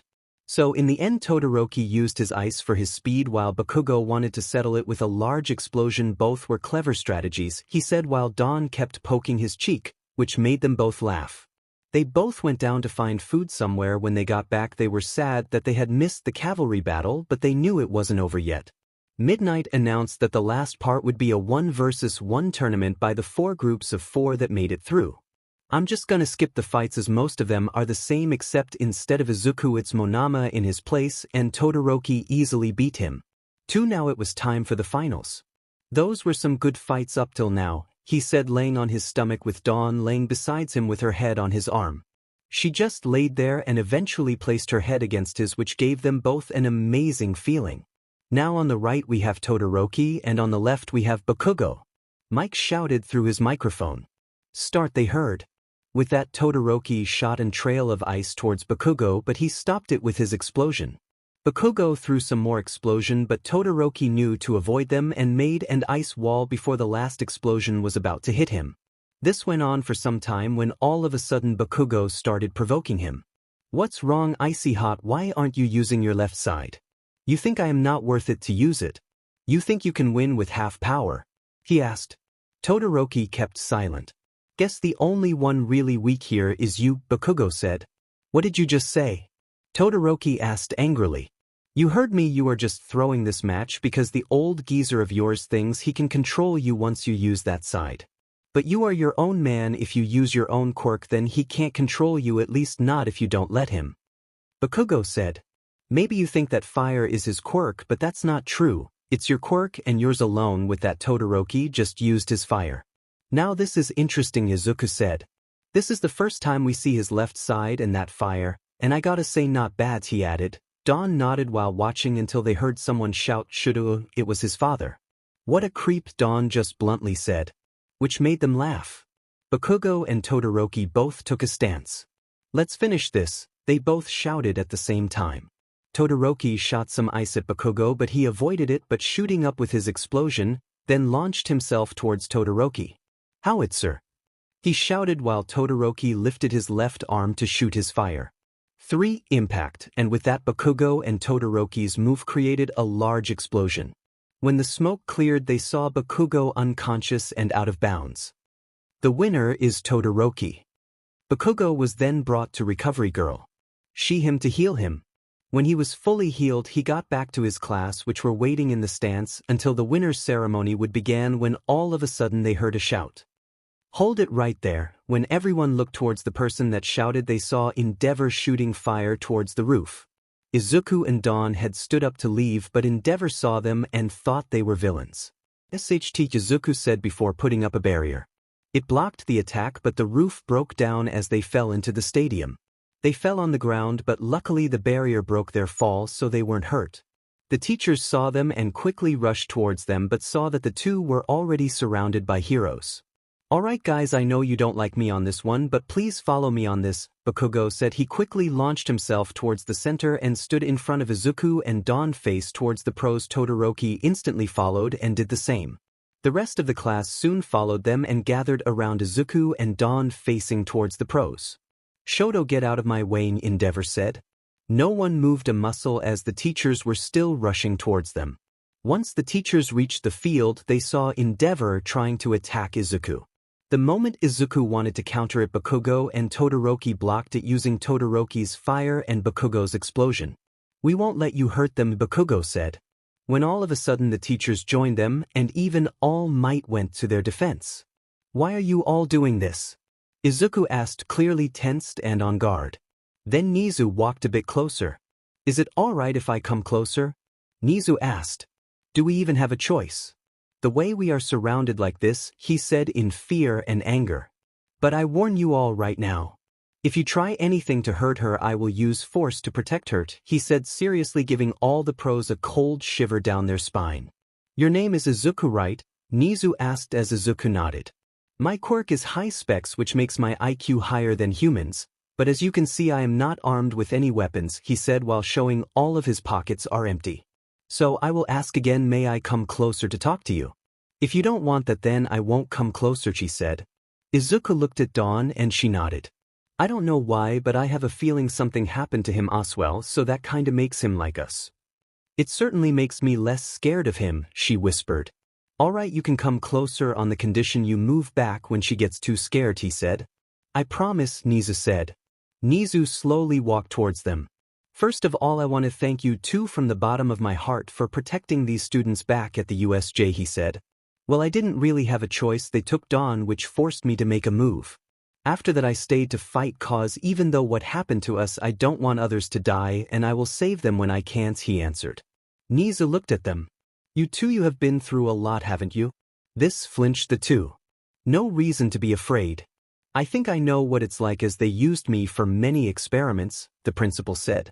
This shocked Izuku and Dawn. They both completely let their guard down for 𝗫𝗍, and 𝗫𝗍 noticed this. Dawn fell to her knees after hearing that, remembering what happened to her and Izuku. She panicked and started crying. Izuku quickly held her tight and tried to comfort her. 𝗫𝗍 looked at him as if he asked if he could come closer, and Izuku nodded. 𝗫𝗍 now stood directly beside them. "It's okay, you both are safe now," he said, trying to comfort them. Both had a lot of fear in their eyes, especially since they were surrounded by so many people. "You can leave now, we won't let you near them," 𝗵𝗃𝗁 told the heroes in determination. "We will protect them like they protected us," 𝗧𝗓𝗧𝗏 added. Even Izawa took a stance for if he needed to, and then even All Might did, which shook everyone in the stadium but also at homes where people were watching it on TV. The heroes quickly backed away when they saw that even the symbol of peace was ready to fight them if they made a move. 𝗵𝗃𝗁 wanted to walk closer to Izuku, but Izawa stopped him. "Just wait here for now," he only said. "We are never safe," Izuku whispered. "What do you mean?" 𝗫𝗍 asked. Izuku looked around. "Is there somewhere we can talk away from people? We can't trust people, not after everything that happened. I am willing to tell you, since you have been through something similar. I bet you must have been the same as us, which made us trust you a little." Dawn nodded. "But we won't talk about it here with so many people," he added. "Alright, that seems fair," 𝗫𝗍 answered. "We will go to my office if that's alright with both of you," he asked. "Actually, is there a place where we can talk with a bed, so she can rest?" he said while holding Dawn tight. "We have a nursery here where we can go. There is a small lady who is our nurse. She is recovery girl. She has some beds there. Would that be alright?" Izuku nodded. 𝗫𝗍 asked everyone to make way as Izuku lifted up Dawn in his arms and followed 𝗫𝗍. But when they almost reached the side of the field, Izuku felt murderous intent, and when he looked he saw 𝗵𝗃𝗍𝗏 charging his fire to throw at Izuku, but the moment he shot his fire, Izuku quickly got there and kicked him in the gut, which launched him in a wall. Everyone was shocked by seeing how Izuku just defeated the number 2 hero in one hit. He quickly got back to 𝗫𝗍. "I am sorry, I could just sense his murderous intent, and he was about to hurt Dawn," he said while looking at the girl. Don't you worry, he had it coming for attacking you. It was self-defense, 𝗍𝗂 said with a smile. They then continued their walk towards the nursery. When they got inside, they saw a small woman standing in front of them. 𝗍𝗂 walked in first, Izuku followed. Once inside, he laid Dawn on a bed so she could rest. He sat on the side of the bed and kept holding her hand when she slowly fell asleep. Who might you be, young man? The women asked. It's all right, I brought him here to talk, 𝗍𝗂 said. Those kids have been through a lot. They are also the people who saved the class at the 𝗧𝗑𝗧. He wanted to talk here so the girl could rest on a bed while we talk. 𝗍𝗂 explained. All right then, I will leave the room to you for now, she said. Actually, Izuku started. You can stay, I don't have a bad feeling about you and you seem harmless, although we don't like doctors, he said. As she nodded. All right then, you can call me Recovery Girl, she said. My name is Izuku and this is Dawn, he said, still holding her hand and looking towards her to check on her every few minutes. So, Izuku, sorry to interrupt, but what happened to you two? 𝗍𝗂 asked. Well, that's gonna be a long story. You sure you are up for it? He asked. 𝗍𝗂 nodded. Well, when I was 4 I was told that I didn't have a quirk by a doctor, but that evening someone broke into our house, my mother was killed and I was taken away. The people who took me away were working with the doctor that told me I was quirkless, but he told me he lied. I do have a quirk that lets me use my energy inside my body to make me stronger and faster. I can also create barriers as a shield. The bigger the shield, the more energy I use. The same is for holding out that shield, the harder the hits, the more energy it takes. I can also create some sort of force field around others to shield them, but this will take way more energy. And last, I can create shockwave-like attacks if I channel my energy in a punch or kick. I happen to have used a large shockwave from my whole body, but that drains me, and after 2 times I can't even move anymore. My quirk also just enhances my body, but I have to train strong to gain the strength and speed as I did, so I won't have to always rely on my quirk to fight. He explained as 𝗍𝗂 was taking mental notes. After they took me to their base, I was injected with another quirk called 𝗳𝗂𝗧𝗔𝗍𝗔. It heals my wounds at a faster rate and my energy as well, making me able to fight for a longer time and healing faster. After that, they began training me, teaching me how to fight off opponents and even against multiple opponents. They also trained me to handle pain, but that was just an excuse to torture me that went on for years. But the ultimate plan of theirs wasn't really working, he said. And what would that be? 𝗍𝗂 asked. They wanted to make the ultimate soldier a soldier without equal, a soldier who would obey every commands and kill without hesitation, but their plan failed. In all this time I have never killed a single person. In their eyes I had too much emotion. And that's where Dawn joins in, he said while holding her hand tight. They experimented on her too to bring her unimaginable pain, but it was all a cover-up so we would get closer. Eventually they wanted to kill her. They thought that if the one person I bonded with got killed, I would lose my sanity and my emotion. To be completely honest, they weren't wrong. But when they wanted to kill her, I defended her. Eventually we escaped and were chased by 3 people who we now know are students here. He said, yes, we heard about that. I guess we know the story from there as we heard the statements of Aizawa and All Might Oswell. Izuku nodded. I'm sorry for attacking those students, but we couldn't trust anyone, he said. Doctors who are supposed to take care of you at your weakest, people who should be able to trust our lives to did horrible things to us, he explained.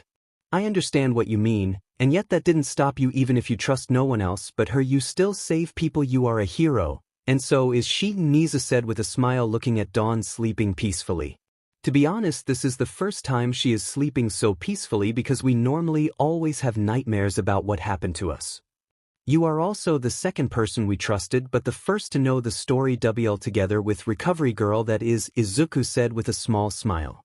Recovery Girl got curious. Who is the first one you trusted? She asked. First being All Might. After I gave him my energy and used the last of my remaining energy, I couldn't even stand up anymore. At that point he could do anything to us, take us away, even kill us, but instead he asked if he could come closer and didn't do so until we approved so. Izuku explained. That made me place my trust in him for a moment. Well, that and the death battle we had with the 𝗨𝗻𝗄. Talking about that, why are you so interested in Class 1A? 𝗍𝗂 asked. How do you? Izuku asked, confused. All Might saw you watching the class a few times but decided to let you since you meant no harm, he said. Makes sense, Izuku chuckled. Say, could you get those 3 students for me? Izuku asked. Who are you talking about? 𝗍𝗂 asked. I only know the girl's name. 𝗵𝗃𝗧𝗟, I think. I want to apologize for knocking them out, he said with a sad tone. When suddenly Dawn woke up. Hey there, are you alright now? Izuku asked softly. Dawn nodded. Listen, I told Mr. Nizu everything that happened to us. And this woman knows us well, he said, showing Recovery Girl, and to his amazement she just gave her a hand. My name is Dawn, she said. Izuku smiled at this. We know we can trust Mr. Nizu, so if she was allowed to stay in this room by you too, then I know she can be trusted as well, Dawn said while still being scared. You don't have to force yourself, Izuku said, patting her head. I want to be able to trust others like Nizu and Recovery Girl, she said.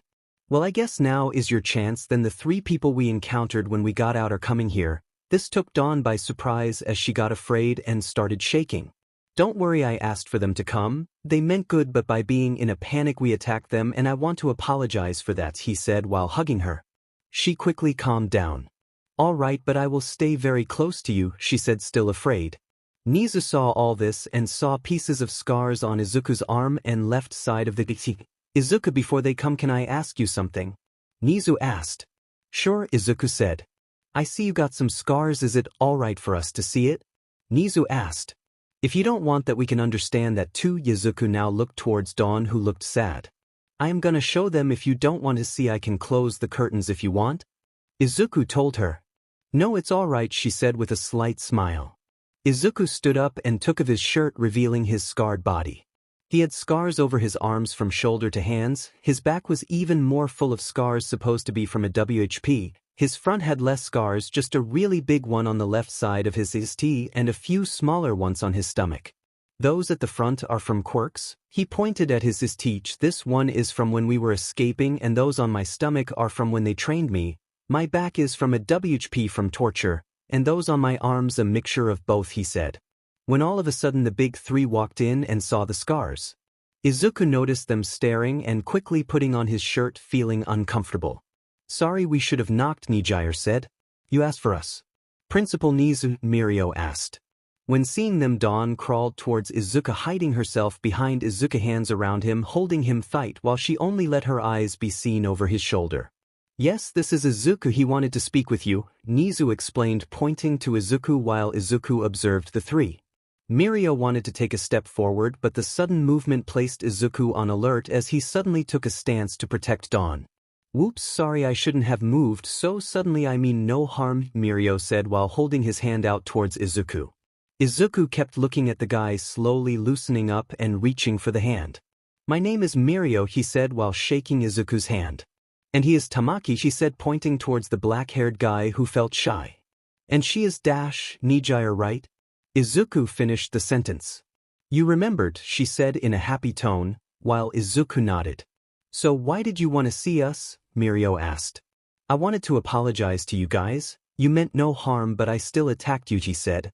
That blame falls on us for using my quirk on you like that, Tamaki said. Izuku, may I tell them what happened to you too? If not, then I won't. I rather not want them to know. Not yet, at least. It's true, I wanted to apologize for back there, but we can't trust them yet. We trust you because we heard your story is familiar. And Recovery Girl, well, I don't know, she felt safe, I think, she said. I mean no offense, but I just can't trust you guys yet, he told them. That's all right, we understand. If you ever do want to talk about it, we are always here, 𝗵𝗃𝗧𝗟 said in a sweet tone. Izuku smiled and nodded. Suddenly Izuku fell to his knees as he felt drained all of a sudden. Dawn quickly jumped from the bed down to Izuku and holding him with worry. Sorry to worry you, I was on guard ever since we were attacked by that flame guy. I have been using my quirk as a sort of radar the whole time to feel if there was any killing intent, and also slightly having a barrier around Dawn. I just loosened up and stopped using my quirk, he explained. Which calmed them all down. Maybe this time you should lay down, Dawn told him. I am fine, he said, smiling at her. No, you are not, you are drained, you have to rest. And I will stay by your side, Dawn said. All right then, he said, slowly getting up. After that the big 3 said bye to Izuku and Dawn, then left. Izuku now laid on the bed and Dawn laid by his side, snuggling up to him, hugging each other. I'm sorry about all this, Mr. Nizu, Izuku said. It's no problem, child, he said. You can call me Izuku, she said. This made Nizu smile. Thank you for trusting us, Nizu said. Izuku fell asleep while Dawn kept watching over him and holding him. You two care much for each other, that's something that's obvious, 𝗫𝗍 said to Dawn as she nodded while gaining a bit of a blush. You like him, don't you? 𝗫𝗍 said bluntly. What? Dawn said, blushing madly. Caring for each other after what happened to you two is normal, it makes you closer, he explained. She nodded. Yes, I won't be closer with anyone else than him, she admitted. But when I see you two looking at each other, I see more than just trust. You look at each other with love, he said. Love, so that's this feeling I got, she said. I guess I do love him, yes. I feel safe when I am with Izuku, and I rather die than lose him, and even when I am scared and panicked and shaking heavily, Izuku always manages to calm me down, she said. This made 𝗫𝗍 and Recovery Girl smile. After a while, Izuku woke up again and sat with his back against the wall to face 𝗫𝗍 and Recovery Girl. Dawn sat next to him with her head on his 𝗬𝗧. When they saw this, it warmed up their hearts. So 𝗫𝗍, sir, I have to ask, Izuku started. What will happen to us now, he asked. You two want to become heroes, right? 𝗫𝗍 asked. They both nodded. What do you two think about joining UA? You can study here as well as train your quirks and eventually become legit heroes, he said. We can also give you a place to stay since we started with dorms after that USJ incident. Izuku and Dawn looked to each other. Sure, but we still can't really trust other people, and we would have to be inside a class with people we know nothing about. That kinda scares me, Dawn said while holding Izuku tightly.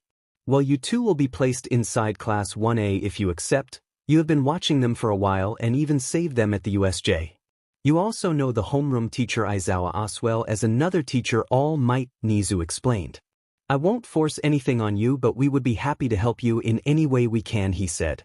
Izuku placed his head against Dawn's head. I will leave this decision up to you, he said to her. If you are fine with it, then so am I, and if you decide you don't want it, then that's okay too. I stay with you no matter what, he added. Dawn loosened up a bit. All right, we accept, on the condition I can stay with Izuku, she said with a slight blush. 𝗫𝗍 noticed she asked that because of what they went through, but also because of their feelings for each other. All right, you two will share a room. As for the class, of course you will stay in the same class, 𝗫𝗍 comforted them.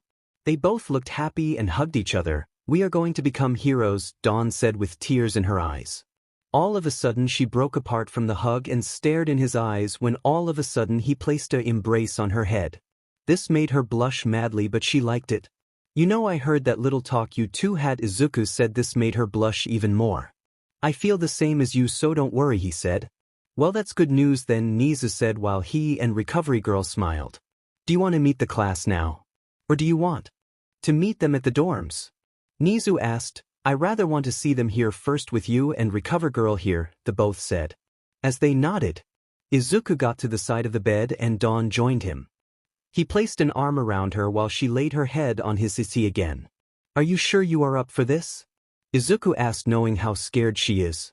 As long as you hold me, I will be fine. Besides, I trust Recovery Girl and 𝗫𝗍, and especially you, she said while him on the cheek, then laying her head back on his 𝗧𝗧. After some time the whole class arrived and knocked. Dawn tensed up a bit, but Izuku just held her tighter, which calmed her down. Class 1A was there together with All Might and Aizawa. Guys, I want to introduce you to Izuku and Dawn. They will be joining UA and your class from now on, 𝗫𝗍 introduced them, when all of a sudden Bakugo took a few steps forward. So it really is you, Izuku. Who are you, he asked. Well, it's not surprising you don't remember me. We were only like 3 to 4 years old back then. I'm Katsuki. Bakugo. Izuku's eyes got wide. I remember now, he said in a sad tone. I heard you had disappeared. We also heard about your mother, he said, which brought tears to Izuku's eyes. We were worried about you, he said, now having tears himself. Well, here I am, Izuku said while scratching his head. Then the class noticed the girl he was holding. She was very scared and was shaking. Izuku started calming her down, placing her legs over his while holding her close to him. I'm sorry we couldn't trust anyone, even though we don't trust that many people, only 𝗫𝗍, Recovery Girl, and All Might a little, he explained. But since we will be sharing a dorm and a class, I guess you should know about what happened to us and why we are so scared of other people. With that, Izuku explained the whole story again like he told 𝗫𝗍. Everyone was shocked, while Bakugo even fell to his knees crying. You have been through all that and still survived, while still wanting to be a hero, he said.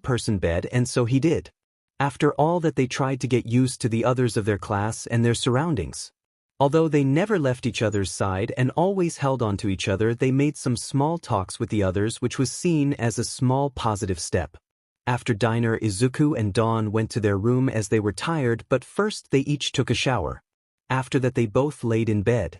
"So what do you think about it so far?" Izuku asked Dawn. "About you or all this?" she joked. Both he smiled. All this. It feels nice having a room and a bed while also being able to take showers and having food. I'm still scared around the others, but with you by my side I can manage it," she said. "And about what I think of you," she said with a smile. "This should give a hint about it," she said while his cheek. They both blushed but also laughed.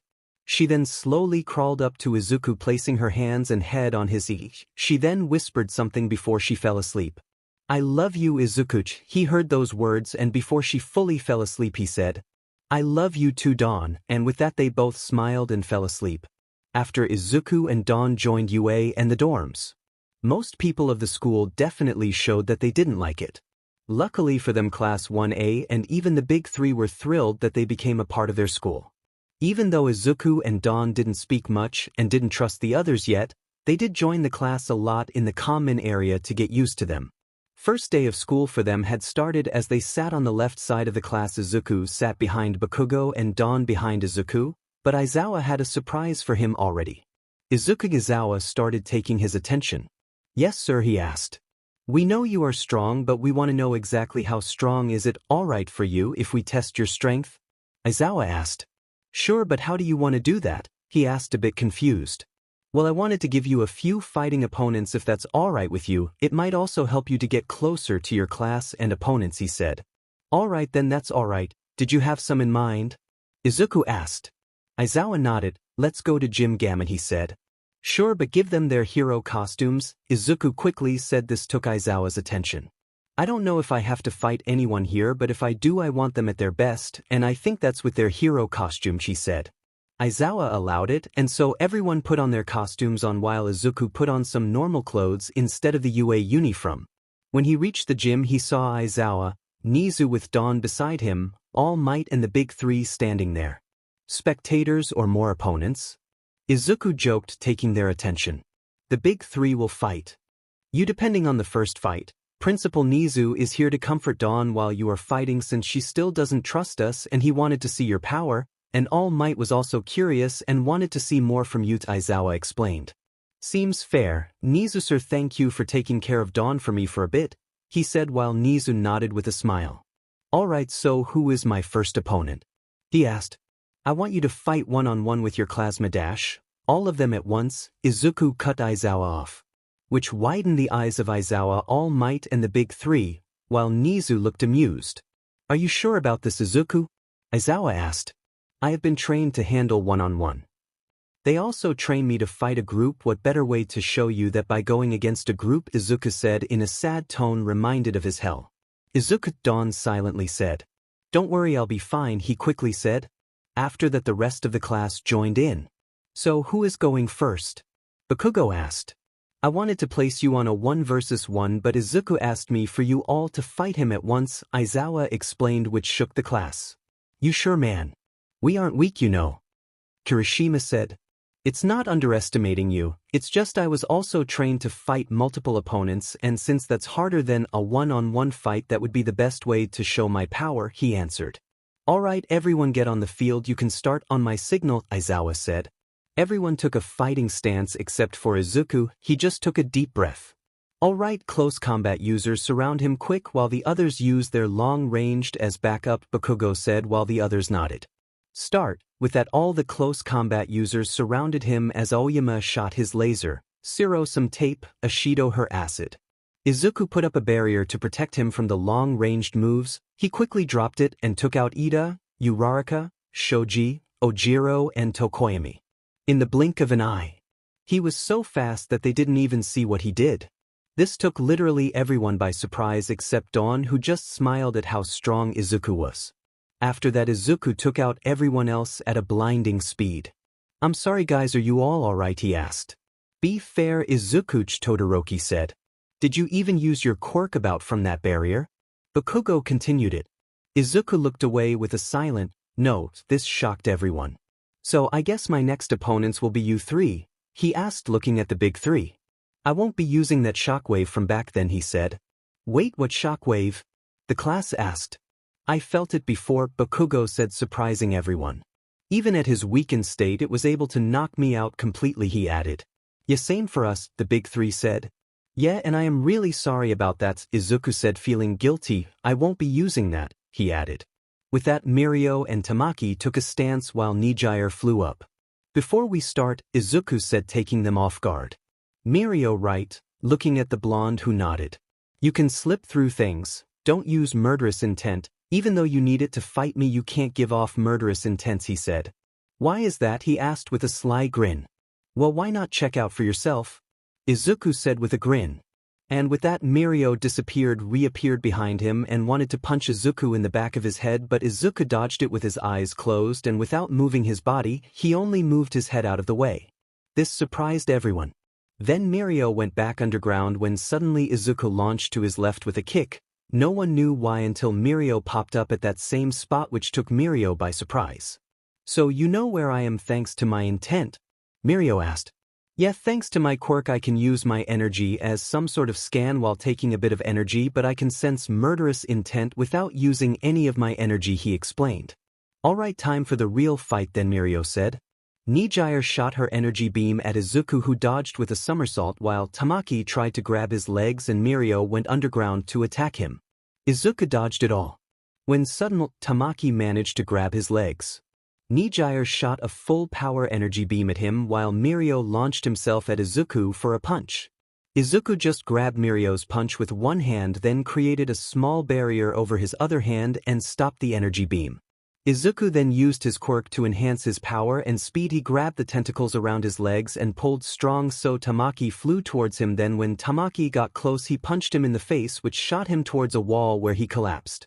He quickly went 𝗵𝗃𝗀 and gave a roundhouse kick towards the stomach, but 𝗵𝗃𝗀 endured it, then got an uppercut to the jaw, making him shoot towards the roof. He then quickly created an air slash like shockwave with his feet towards 𝗵𝗃𝗀, which hit her, but she wasn't knocked out. Then he jumped up and took her out with an overhead kick, launching her into the ground. "That's insane," most of Class 1A said. "Dawn, can you do me a favor?" Izuku asked, while she nodded. "Could you heal them a little bit? I went pretty rough on him, I think," he said, awkwardly scratching the back of his head. Dawn giggled. Izuku got all three of the students and laid them beside each other so Dawn could heal them a little till they regained consciousness. When they woke up, "Man, you are strong," 𝗵𝗃𝗀 said. "It felt like being hit by a bomb," he said, laughing. "Sorry if I went a bit rough on you," Izuku said with an innocent smile. "Now I guess that's it then," 𝗧𝗏 said. "Not really," Izuku said, taking everyone's attention. He turned towards All Might. "You are the #1 hero, right?" he asked in a serious tone. All Might nodded. "Then this time it's my time to test someone." When Izuku said this, 𝗧𝗏's mouth just fell a bit open in amazement. "Are you sure about this, young man?" All Might asked. "If you are the #1 hero, then you are the best person to test my strength on. Meanwhile, I want to see just how strong you are." Then he got closer. "I also want to know to which extent you have been weakened with that injury, to see if you can still keep Dawn and the others safe when the time comes," he whispered, which made All Might gasp. "If you can't do it alone anymore, then I will stand by you. I will become a great hero and protect everyone, especially Dawn," he said, determined. "All right then, challenge accepted," All Might spoke up. They both got to the field and took a stance. "I will be using my quirk right from the start," Izuku said. "I advise you to not go easy on me and use your 100% right from the start," he said. "Izuku, please be careful, don't push yourself please," Dawn said, worried. "What's wrong, child?" 𝗫𝗎 asked. He has been using his quirk for some time now with the barriers, and especially when he fought those three. She pointed at the big three who looked at her. "He already used up a good amount of energy," she admitted. Then All Might rushed at Izuku at full power, while Izuku countered with a punch of equal force, which created a gust of wind through the gym. Everyone had their mouths open and wide eyes except for Dawn, 𝗫𝗎, and 𝗧𝗏. They expected as much. "All Might, is this really your 100%? Izuku asked while his hair covered his eyes. "Yes, young Izuku, it is," All Might admitted. Izuku gritted his teeth. "He's been weakened more than I thought," he thought. Izuku sighed. "All right then, it would be rude of me to hold back then," he said. "You are still holding back." All Might took a step back. "Child, is that true?" 𝗫𝗎 asked Dawn. Dawn looked in a worried way at Izuku, not listening to 𝗫𝗎. It seems he is right, but seeing her reaction, it means he will use up a lot of his energy in the process, 𝗫𝗎 thought. 𝗧𝗏 saw this as well and walked towards Dawn, then got himself a little lower and laid his hand on her shoulder. "Make sure you are ready to heal him once this is over, okay?" 𝗧𝗏 said. Dawn nodded. Izuku powered up more with his quirk. Everyone felt the surge in power and in his presence, while suddenly Izuku launched All Might, giving 3 heavy blows to the gut before All Might could even move. All Might shot towards a wall but used the wall to jump back towards Izuku. He tried punching Izuku, but he made a backflip, dodging All Might and kicking All Might in the back, which made All Might crash into the ground. Both were now heavily. "Izuku, stop please, you have shown enough, don't push yourself like that," Dawn said in a sad way. Izuku heard her and stopped his quirk. He slowly walked towards her, but halfway he collapsed. Dawn quickly ran towards him and started healing him. All Might was hurt pretty bad, but he was good enough to walk around. "He certainly is a strong one. If this was a real fight to the death, then I wouldn't have been here anymore," All Might admitted. Izuku awoke again after being healed and saw Dawn sitting next to him, looking at him with a worried expression. "Thanks for the healing. I'm sorry for worrying you," he said with a small smile. Dawn started hitting his "You reckless idiot, you were just to show how strong you are. Not push you till you collapse," she said while still hitting. "Hey, oh, that hurts, you know," he joked, making everyone including her laugh. "But yeah, you are right, guess I got carried away," he admitted. "Izuku, I just want to say that I am glad we got you on the hero side," 𝗧𝗏 said. "I wouldn't want to be anything else," he said with a smile. "And besides, I can't leave my partner behind and be a hero without me, now can I?" he said, patting Dawn on the head. She just pouted with a blush, making everyone else laugh again. "Well, you can all go for lunch and we will see you all in class later," 𝗧𝗏 explained, and so everyone left the gym. So All Might, Principal Nizu, what do you think? Aizawa asked. I have to agree that I am very happy that Izuku is so motivated for becoming a hero, Nizu said. That just leaves me with one question though. Nizu turned to All Might. What did he whisper to you before the match, he asked. All Might looked down. He wanted to know to which extent I have been weakened due to my injury and if I was still strong enough to protect everyone and especially Dawn, he answered. He also told me that if I wasn't then he would fight by my side to protect her and everyone else, he said. Seems he placed himself with a heavy burden already, Nizu said. While the other two nodded. Seeing his last bit of power, I don't think he liked it, All Might added. What do you mean? Nizu asked. He asked me if my punch really was a 100%, he said. When I told him this was the case, he started trembling a little and gritted his teeth. I could see his eyes, but the power he displayed after. If I had to explain it in terms of percent, it would be 150% if not higher, even though he can't maintain it for long, All Might explained, taking Nizu and Aizawa by surprise. He is really that strong, Nizu said. One thing is for sure, Aizawa said, no matter what happens we must keep Dawn safe, sure the others too, but if Izuku is fighting someone we have to protect her, he added. Nizu nodded. If we don't and something happens to her or if he even loses her, I don't think anyone could stop him anymore, Nizu said. Izuku and Dawn were making their way for lunch, sitting alone at a table. Class 1A had their groups they were sitting with until 𝗬𝗧𝗪𝗏, Todoroki and Iida came towards them asking them if they could sit with them. They both nodded. You guys feeling alright now? Izuku asked. Yeah, those were some heavy blows, but we will be fine, Iida said, with 𝗬𝗧𝗪𝗏 and Todoroki agreeing with a nod. Suddenly a group of 3 years came up. So what are outside scum like you doing here? The leader of the group said towards Izuku and Dawn. They just ignored me. Don't you freaking ignore me, he said. That's no way for a hero in training to act. You should be ashamed, Iida stated. Shut up, Four Eyes, he said. All of Class 1A's attention was now at the group standing at the table. I asked you what scum like you are doing here, the man shouted, throwing his fist at Dawn. But halfway his fist stopped. When he saw who grabbed it, he saw Izuku standing there, his eyes covered by his hair. Listen, pal, you can insult me however you want. But if you try attacking her one more time, you will see how this scum can destroy your sorry but, he said in a way everyone got cold shivers down their spine. You dare threaten me, he said, raising his other face, but before he could make a move he got an explosion to the face. Izuku looked beside him. The man who did it was Bakugo. If you want to get to them you have to go through all of us, Bakugo said. The group looked around and saw the entire Class 1A around them. Nizu and Aizawa saw this. Normally they had to stop this, but this could grow the bond between Izuku, Dawn and his class. They thought, but if it would get out of hand they would step up. Then suddenly the 3 year clicked his fingers and his entire class walked up. They all took a fighting stance. 𝗧𝗪𝗧𝗧, Aizawa thought while wanting to run in. Wait a second, Aizawa, Nizu said. Don't jump in yet, something might happen, he explained. So you think you newbie first years can take us all on alone? The leader of the group said. No, just me is enough. Izuku took them by surprise. You cocky little brats, he brought out. Then he remembered what angered the boy a lot. Then suddenly he used his quirk on his arms, making, my quirk lets me turn my body parts into weapons, he explained. When he tried to WHP Dawn, Izuku now got he grabbed the WHP. Bad move, he said in a threatening tone. He walked up to the guy who turned his arms back to normal. He grabbed his arm and gave a powerful punch to the gut, knocking him out. Don't ever do that again, because next time you won't be so lucky, she said. After that the rest of the class wanted to charge him when suddenly Mirio showed up in front of Izuku with his back towards him. If you try attacking those two even one more time you will have to deal with Class 1A as well as the big three, he said with a confident grin.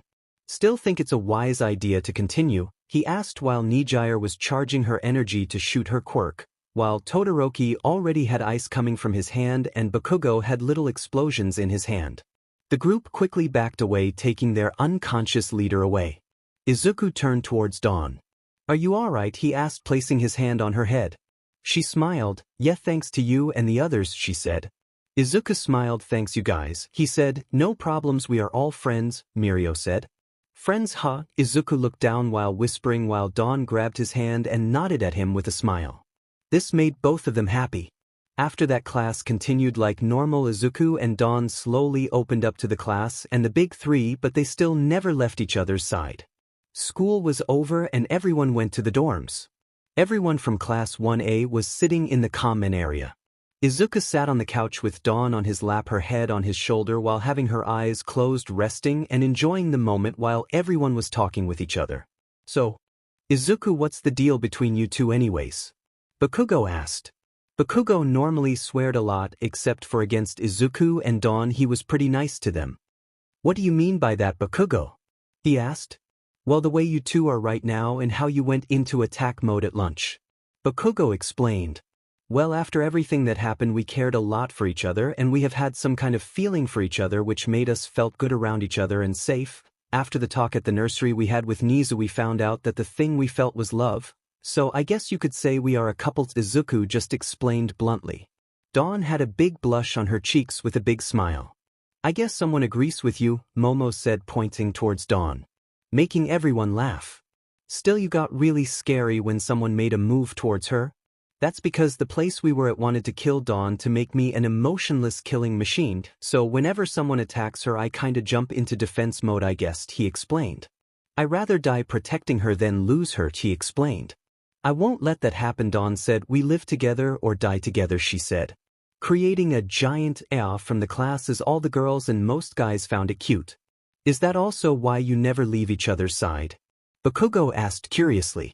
"Oh, never thought of that," Izuku said. "We stayed around each other because we were mostly on the run and we never trusted anyone, but now that we trust someone we still stay close to each other. But to be completely fair, it's not that we can't leave each other's side anymore because we don't trust anyone else. I just don't want to leave her side at this point," Izuku explained, smiling. "Same for me," they heard Dawn say when they looked at her and saw her blush like crazy. They laughed. Bakugo walked up to Izuku to everyone's surprise. "Glad to have you back, mans," he said, holding his fist out. "Thanks," Izuku said while fist bumping. "You guys know each other, right?" Kirishima asked. "Yeah, when we were little, Bakugo and I played all the time. We were hardcore All Might fans," Izuku explained. "But yeah, when he became 4 I got taken away and hadn't seen him for years," he explained while Bakugo nodded. "So how come he doesn't swear and call you names like he does with us?" Uraraka asked. "Huh, what did you say, round face?" Bakugo asked. "You see what I mean?" she asked, making everyone laugh. After talking for a while and having dinner, everyone went to bed to rest for the next day. "Today was good," Dawn said. "They are good people," she added while closing her eyes and falling asleep in Izuku's arms. "They certainly are." It was another day at UA. Izuku and Dawn slowly began trusting their classmates and the teachers. They have already gotten used to being around them. Class was actually still ongoing, but since Aizawa was asleep everyone had some free time on their hands and so everyone was just talking. "It's strange everything is so quiet now since after the USG," Uraraka said. "Apart from the sports festival when we got shot off a roof," Izuku joked. "Oh yeah, my father did that," Todoroki said, feeling a bit guilty. "Don't worry about it, it's not your fault," he said, placing a hand on Todoroki's shoulder, who nodded with a smile. "You really are strong without your quirk though," Kirishima said.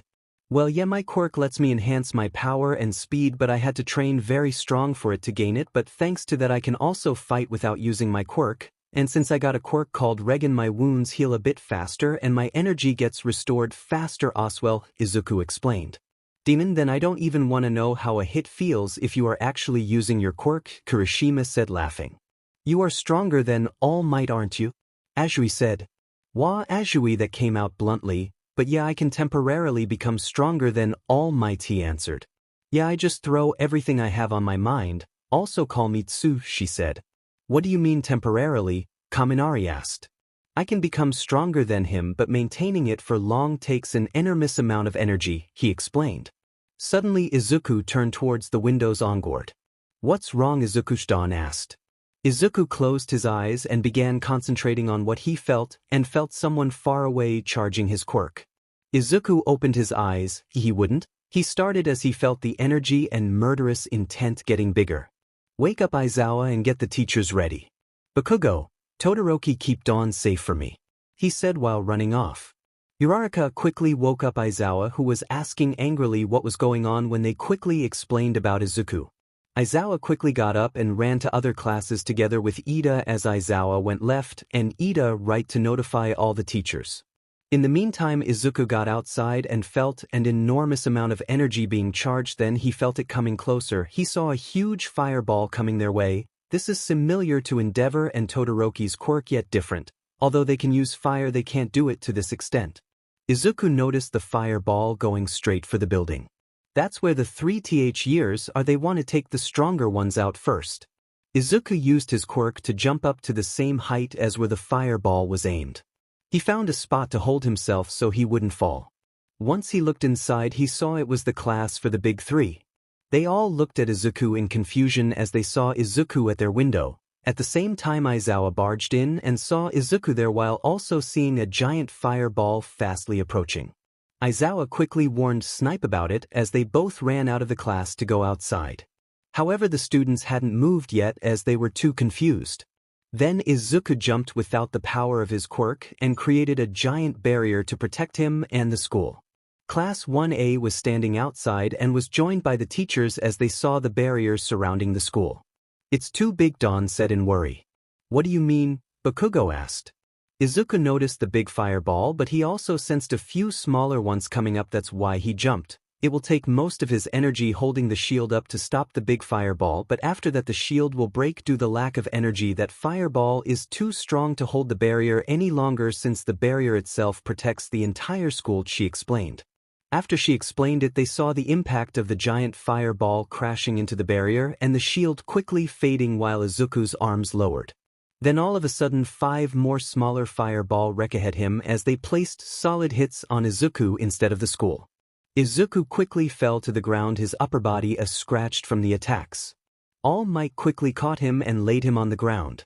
Izuku was heavily. "Quick, Dawn, can you heal him?" 𝗧𝗏𝗧𝗟 asked.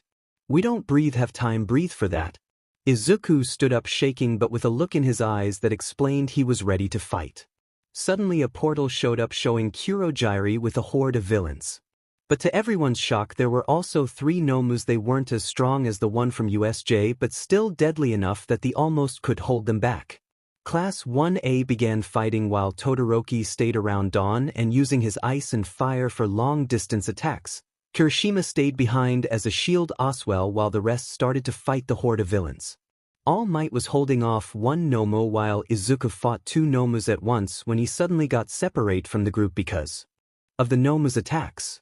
"We have a surprise for you," 𝗬𝗧𝗏𝗃 said with an amused tone when all of a sudden a portal opened behind him and he got punched in the back. Behind him stood another villain with body parts like muscle fibers. The teachers saw this and wanted to rush to Izuku to help him, but the overwhelming amount of villains held them back. Even All Might was having a strong time. This was their plan all along. 𝗧𝗏𝗧𝗟 thought, first shoot an energy blast big enough with enough murderous intent so Izuku would notice, then making him use his energy to protect the school and do some damage. They came here to finish him off. 𝗧𝗏𝗧𝗏 thought. We have to make sure we find a way to break through and help Izuku. This was all a plan to weaken Izuku so they could take him down. 𝗧𝗏𝗧𝗏 explained. This shocked everyone. But Izuku was already having a strong time. His normal power wasn't enough to hold back 2 villains and fight the villain since his normal attacks didn't work on the villain and he was too weak to use his quirk without knocking himself out. Once they took a glance at his side, they saw that the villain and the 𝗵𝗃𝗏 were punching him around. "Izuku! Todoroki, Dawn!" Bakugo shouted. As Izuku slowly opened his eyes again, he saw that everyone was pushed back by the villains. "Everyone! Stand close to each other. I only have 1 shot at this. You 2 All Might!" he shouted. Without thinking, they did as he did and gathered all at one point. Then Dawn figured out what he was going to do. "Don't do it!" she shouted. Then 𝗍𝗏𝗏 knew Oswell. Izuku created a barrier around them, almost knocking himself out. He began screaming, charging every ounce of energy he had, then released it and created a large shockwave to knock the big villain, the 𝗵𝗃𝗏s and most of the villains out. But once he did, he collapsed to the ground and the barrier broke down. They quickly rushed towards him but were stopped by the remaining villains. 𝗬𝗧𝗏𝗃 wanted to take this chance to take Izuku, but once he got close, Mirio shot out of the ground, hitting the metal plate that could hurt 𝗬𝗧𝗏𝗃, knocking him back. When 𝗬𝗧𝗏𝗃 got back up, he saw that the big 3 were standing around Izuku, protecting him. Izuku's quirk Regan healed him enough to regain consciousness and have a bit of energy back, so he tried to get back up. "I can't lose here," he said while being in terrible pain. The class and teachers were relieved that the big three were now shielding Izuku, so they quickly took care of the remaining villains. 𝗧𝗪𝗏 quickly warped the big-muscled villain and the gnomes away. "This won't be the last you see of us," 𝗧𝗪𝗏 said while leaving. They quickly ran towards Izuku, who fell to his knees. Dawn arrived first and quickly fell to her knees and hugged him. "You protected everyone," she said in a worried tone. "It isn't over yet," he said and stood up. This shocked everyone. "Heal my energy as much as you can. Ignore my condition for now, just please heal my energy for now," he quickly said. "I would need someone else's energy too, since mine alone won't be enough," she said. Then All Might held out his hand. "Give him mine," he said with a smile. With that, Dawn began transferring All Might and her own energy towards Izuku when suddenly Izuku made them stop halfway. "This should be enough to protect everyone," he whispered. Dawn heard this and wanted to stop him. "Izuku, don't do it. You are already hurt," she said in worry. Then she saw an even bigger fireball than before at a roof aiming at them. "That's too big, it could kill us all," she thought. "Please stop that thing," she said silently, "but don't you dare die on me," she shouted. Izuku gave her a quick glance with a smile before he jumped to create a barrier at the moment the fireball was shot at them. Those fireballs take a huge amount of energy, and since he already shot a big one with 5 smaller ones, that means this is his last one, Izuku thought. Then the fireball clashed with the barrier, but it didn't explode. "This one is sturdy compared to the other ones," he thought. It must be the user using his remaining energy to keep the fireball together. At that moment he felt his energy drain extremely fast.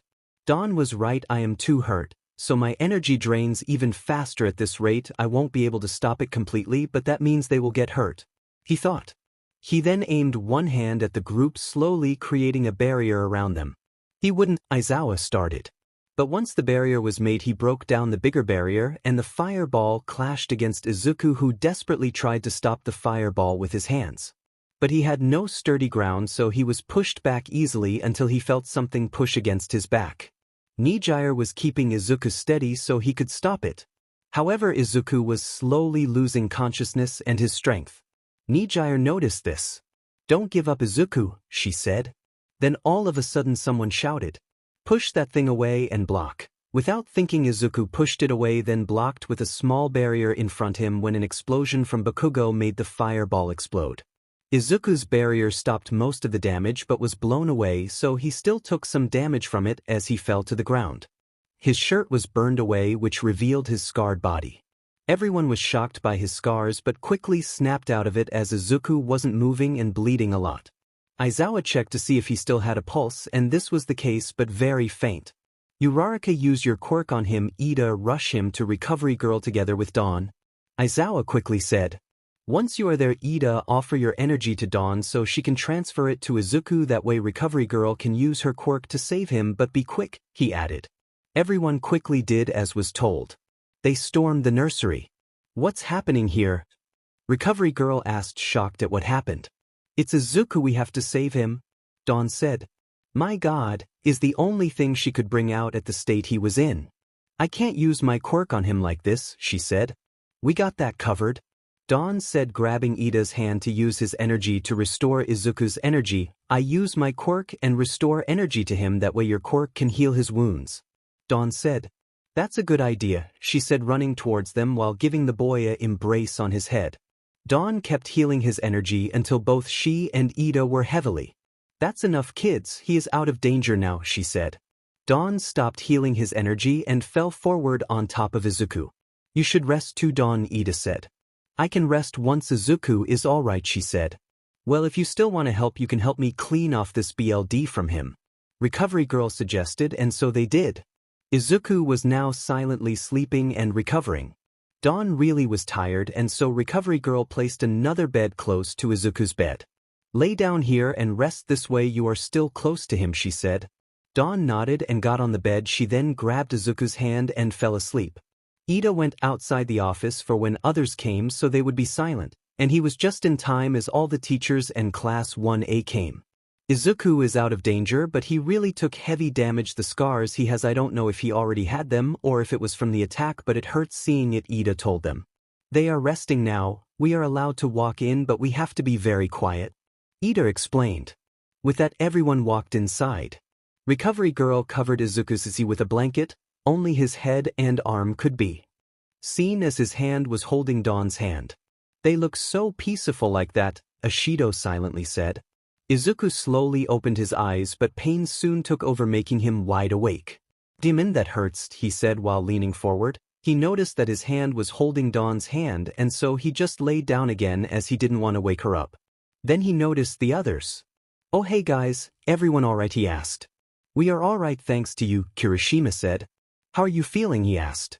I haven't found anything strong enough to compare to the hit and pain I feel, he joked, making the others laugh.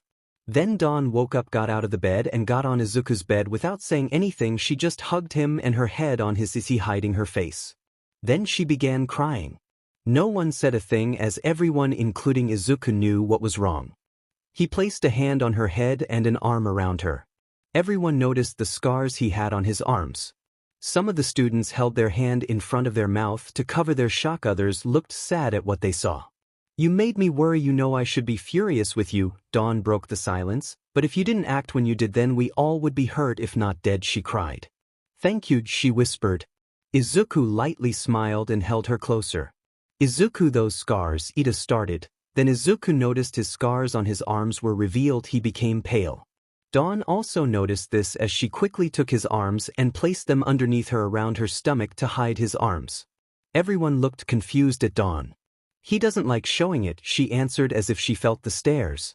It's alright Dawn, I'm glad you covered it for me to help, but I think it's alright, they are our friends after all, so they have the right to know, Izuku said. Dawn looked up. Are you sure? You always tell me don't force yourself if you aren't ready, the same goes for you, you know, she said. Izuku placed his head against hers. Yeah, I am sure they already know the story and they are our friends. With that, Dawn stood up. Then Izuku tried to get out of bed but fell to his knees. Sorry kiddo, you can't move around yet, we literally took all your remaining energy as well as that of her and Ida to even heal you enough to get you out of danger, Recovery Girl explained. Dawn walked up to him, placed Izuku's arm around her and helped him up. You have been taking care of me for a long time now, this time it's my turn to take care of you, she said, determined. Please dude, he said with a smile that made her blush. He slowly straightened himself so they could all see his upper body and arms. Dawn looked Oswell and placed a hand on the scar left on his 𝗧𝗍 as she remembered how that one happened. Everyone was staring in shock at all his scars except for Recovery Girl and Nizu, who already saw it. If you are wondering, that's not all, he said. This shocked them all, even Bakugo's face was turned to shock. If you think the front is too much then please turn around and don't look, he said. But everyone kept looking. Suddenly Izuku turned around, making everyone gasp for air when they saw his back. Those are all from the torture I went through, on my stomach, and this tea are from quirks, he said while turning back. These on my stomach from during training and my this tea from the escape. My arms are a mixture of both torture and quirks, he explained. Alright, that's enough, Dawn said while covering Izuku's body with a blanket and hugging him from behind with her head in his back. Izuku laid his hand on her arm that was around him. I'm sorry, that must have been strong for both of you, Ida apologized. Izuku didn't say a thing as Dawn just held him closer to him. The big three also had seen the scars since they were also in the room. What happened to you? Mirio managed to bring out. Dawn tensed after hearing that. Calm down Dawn, he said while comforting her by stroking her arm. Sorry Mirio, I can't tell you at this moment, it's just too much to bring that up now, he said. Mirio nodded in understanding.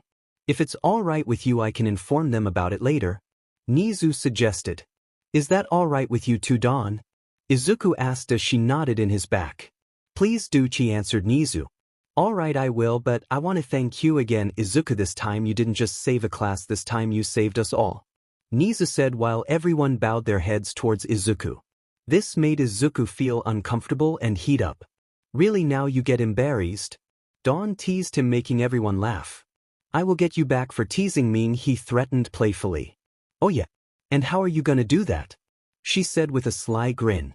Then Izuku her on the lips. Everyone's face went wide-eyed and open-mouthed. Sure, they knew they were close and a couple as they told 1A, but he never thought that Izuku would embrace her like that in front of everyone. Dawn herself didn't expect that either. She enjoyed it, but soon after she turned red and hid her face in her hands. Told you I would get you back for teasing me, he said, making everyone laugh. Seeing her reaction, that was your first real embrace, right? 𝗵𝗃𝗧𝗟 just bluntly asked, increasing the shock from everyone. Yeah, that's right, he just bluntly answered the question. This really broke the tension as everyone fully laughed now. Then dawned Izuku on the lips out of the blue. To answer yours, she said with a giant blush. Izuku hugged her tight. Recovery girl, is it alright if I rest at the dorm for the rest of the time? He asked. She agreed as long as he didn't move around too much. Don't worry, I will take care of him moving too much, 𝗵𝘃𝗀𝗁 said with small explosions coming from his hands. If I let you handle that, then I think I will be back here way too soon, Izuku joked. I already told you have been taking care of me for so long, so this time I will be taking care of you, dawn said. The hottest girl I will ever meet taking care of me. I can live with that, he teased, making her blush madly. Everyone laughed at the two. They really feel comfortable around us now, Nizu thought while looking how they acted. One after that, everyone went to the dorm to sit and talk further there. Izuku sat down on the couch when suddenly Dawn jumped on his lap with her back against his, placing his arms around her. This way you won't be able to move around too much, and I feel comfortable like this. I feel good being so close to you, she explained her actions. Izuku just laughed a bit and placed his head on her shoulders. You two really are amusing to watch, Ashido said with a big smile on her face. You are so cute together, she added while all the girls nodded in agreement. Izuku and Dawn just smiled. Todoroki, Kirishima, I want to thank you too, she started. What for? Todoroki asked. At the fight I noticed you two stayed around Dawn to protect her. I want to thank you for that, he said. Bakugo, 𝗵𝗃𝗧𝗟𝗘, he added as the big three had joined them there. I want to thank you too, 𝗬𝗃𝗧𝗟𝗄, for helping with that last fireball, he said, creating a smile on 𝗵𝗃𝗧𝗟𝗔's face. Bakugo wasn't used to being thanked and felt uncomfortable, which made everyone laugh. Then all of a sudden Izuku just fell asleep. Did he just? Kaminari asked. Jep, he fell asleep, Dawn said. No surprise there though, we barely healed him enough to be out of danger and he is still in a lot of pain, she admitted, looking a bit sad. Yeah, and then you just jumped on his lap like that, Azui teased. Oh, don't you worry about that, he loves it when I sit on his lap, she said proudly. This made everyone burst in laughter. Suddenly All Might came inside. I see everyone is here and young Izuku is sleeping, I see, she said. This is actually better than, he added. This took everyone by surprise. I have to tell all of you something, maybe even show you, All Might admitted. The big three and Dawn instantly knew what he was on about. After the fight between Izuku and all of us here, Aizawa, Nizu and I had a talk, and we came up with two things, he said. First of all, if Izuku is fighting someone, we have to support him and at the same time making sure nothing happens to Dawn, he said, looking at Dawn in a serious face. Dawn knew what he meant and nodded. Yeah, he also told me about it. If he had lost me that day, he would have become the emotionless killing machine the professor wanted to create.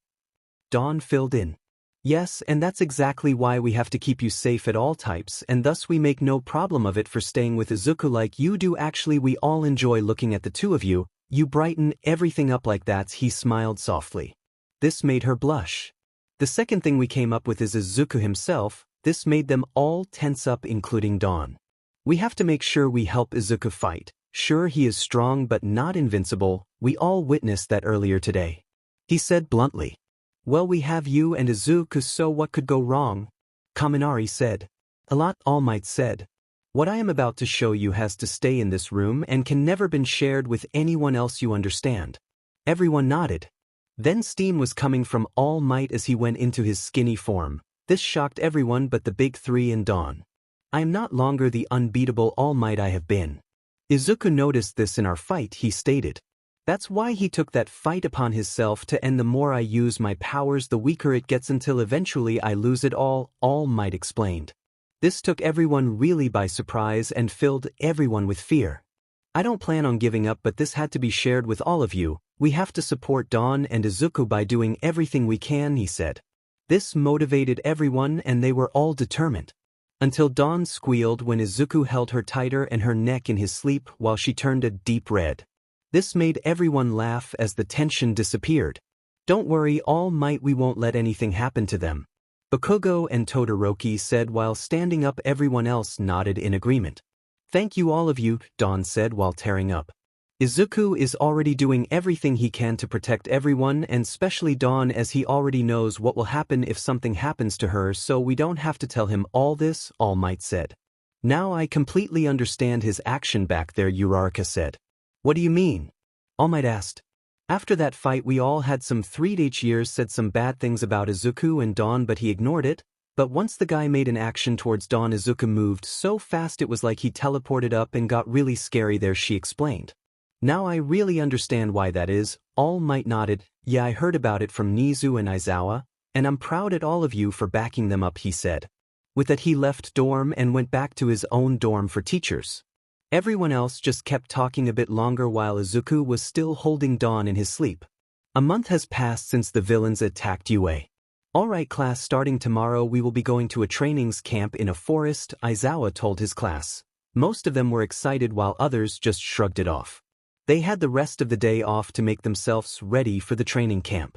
However, everyone noticed that Izuku had been more silent ever since Aizawa made the announcement about the training camp. Hey Izuku, what's wrong? 𝗬𝗧𝗟𝗃 asked. Oh, nothing, he lied. Just slept a little bad. He tried lying his way out. Oh really? 'Cause it looked to me like you slept really good with me in your arm, Dawn said with a sly grin. Damn it, Dawn, he thought. Izuku just left while Dawn followed him. When they were alone and a distance away from everyone, Dawn spoke up. You have a bad feeling about the camp, don't you, she said. Is it that obvious? He awkwardly smiled. To me it is, she said. I have a feeling something will happen there, he admitted, while laying down in the grass to stare at the clear blue sky. We'll be alright. Everyone got really strong and you are there too, Dawn said. I guess you are right, I will protect you no matter what happens, he said. Good, because if you don't then I will kick your butt, she said, teasing. Now that's a scary thought, he joked. The day went by quickly and before they knew it they went to bed early because the next day would be an early morning. The next morning arrived and everyone slowly went on the bus when suddenly 𝗵𝗃𝗀 showed up. Hey Aizawa, could I talk with Izuku for a moment? He asked. Sure, but make it fast, he answered. Izuku walked towards 𝗵𝗃𝗀. Thanks for coming, man, Izuku said silently. Sure, but what's this about? He asked. I have a bad feeling about this trip, he said. 𝗵𝗃𝗀 trusted Izuku's feeling. All right, and what do you want with me? He asked.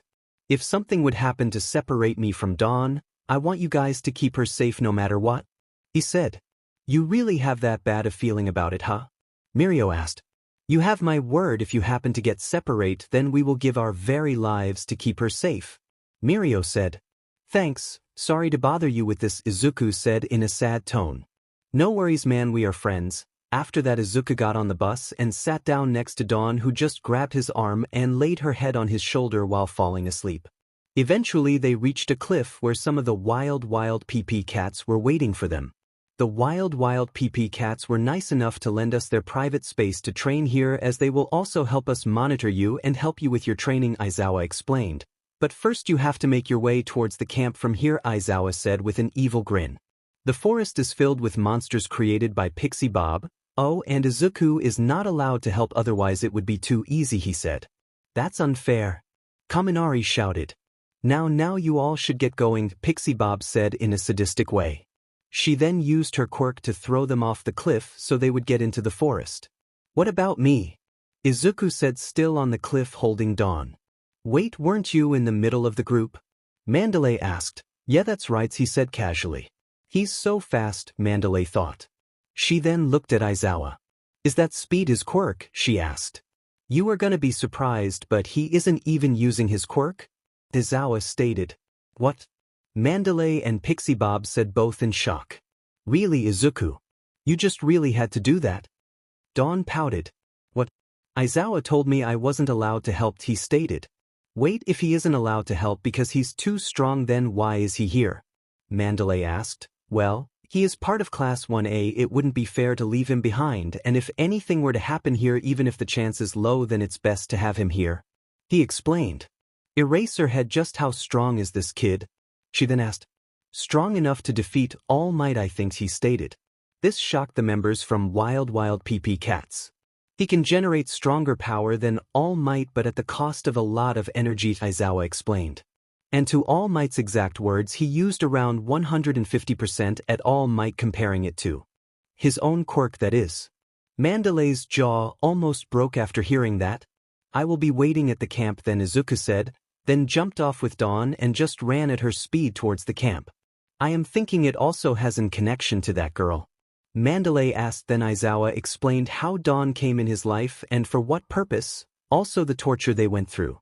That's horrible, and yet they still want to be heroes and seem so happy, she said. Izuku nodded. After a few hours everyone made it to camp. They were all beat after all those monsters in the forest. They went for dinner. After that everyone was assigned to the rooms. Dawn asked for permission to stay with Izuku and it was granted, since they knew about everything.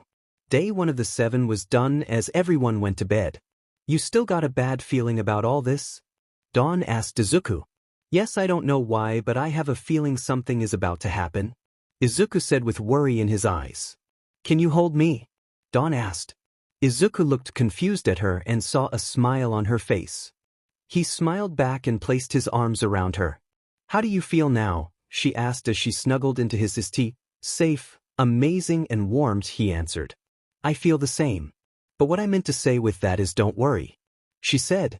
She looked up and saw the big scar on his 𝗧𝗍 again. Her smile turned into a frown as she let her fingers go over his scar. Are you still feeling guilty about that? He asked. Yes, if it wasn't for me then you wouldn't have that scar, she said in a sad tone. If it weren't for you I wouldn't even be who I am today and I wouldn't even be here. This scar is nothing because I am happy to have you by my side, he said. Besides, if I didn't have you I would have become an emotionless killing machine, he said. That's true, and I am glad to have you too, she said. With that they fell asleep. Next day everyone was training their quirks while also Class 1B joined in and Monama began making fun of them again before Kendo struck him down with a karate chop to the neck. The training went good for everyone. They were so tired no one could move after all that. You all did good today, but you should all rest up as you will be pushed to your limit every day, Izuku explained. Everyone was slowly going to bed after a few hours, but Izuku's bad feeling just got way worse. Everyone was still talking but were about to sleep, same for Dawn, until Izuku jumped out of bed and ran outside. Something is happening, Dawn said. Someone get the pros, Dawn said while running outside. Izuku was standing in front of the front door. After a few seconds Izuku and the PP cats ran outside. What's wrong, Izuku? Izuku asked. Izuku looked around. I had a bad feeling and I was right, he said. Wait, what does that mean? 𝗵𝗃𝗧𝗟𝗘 asked.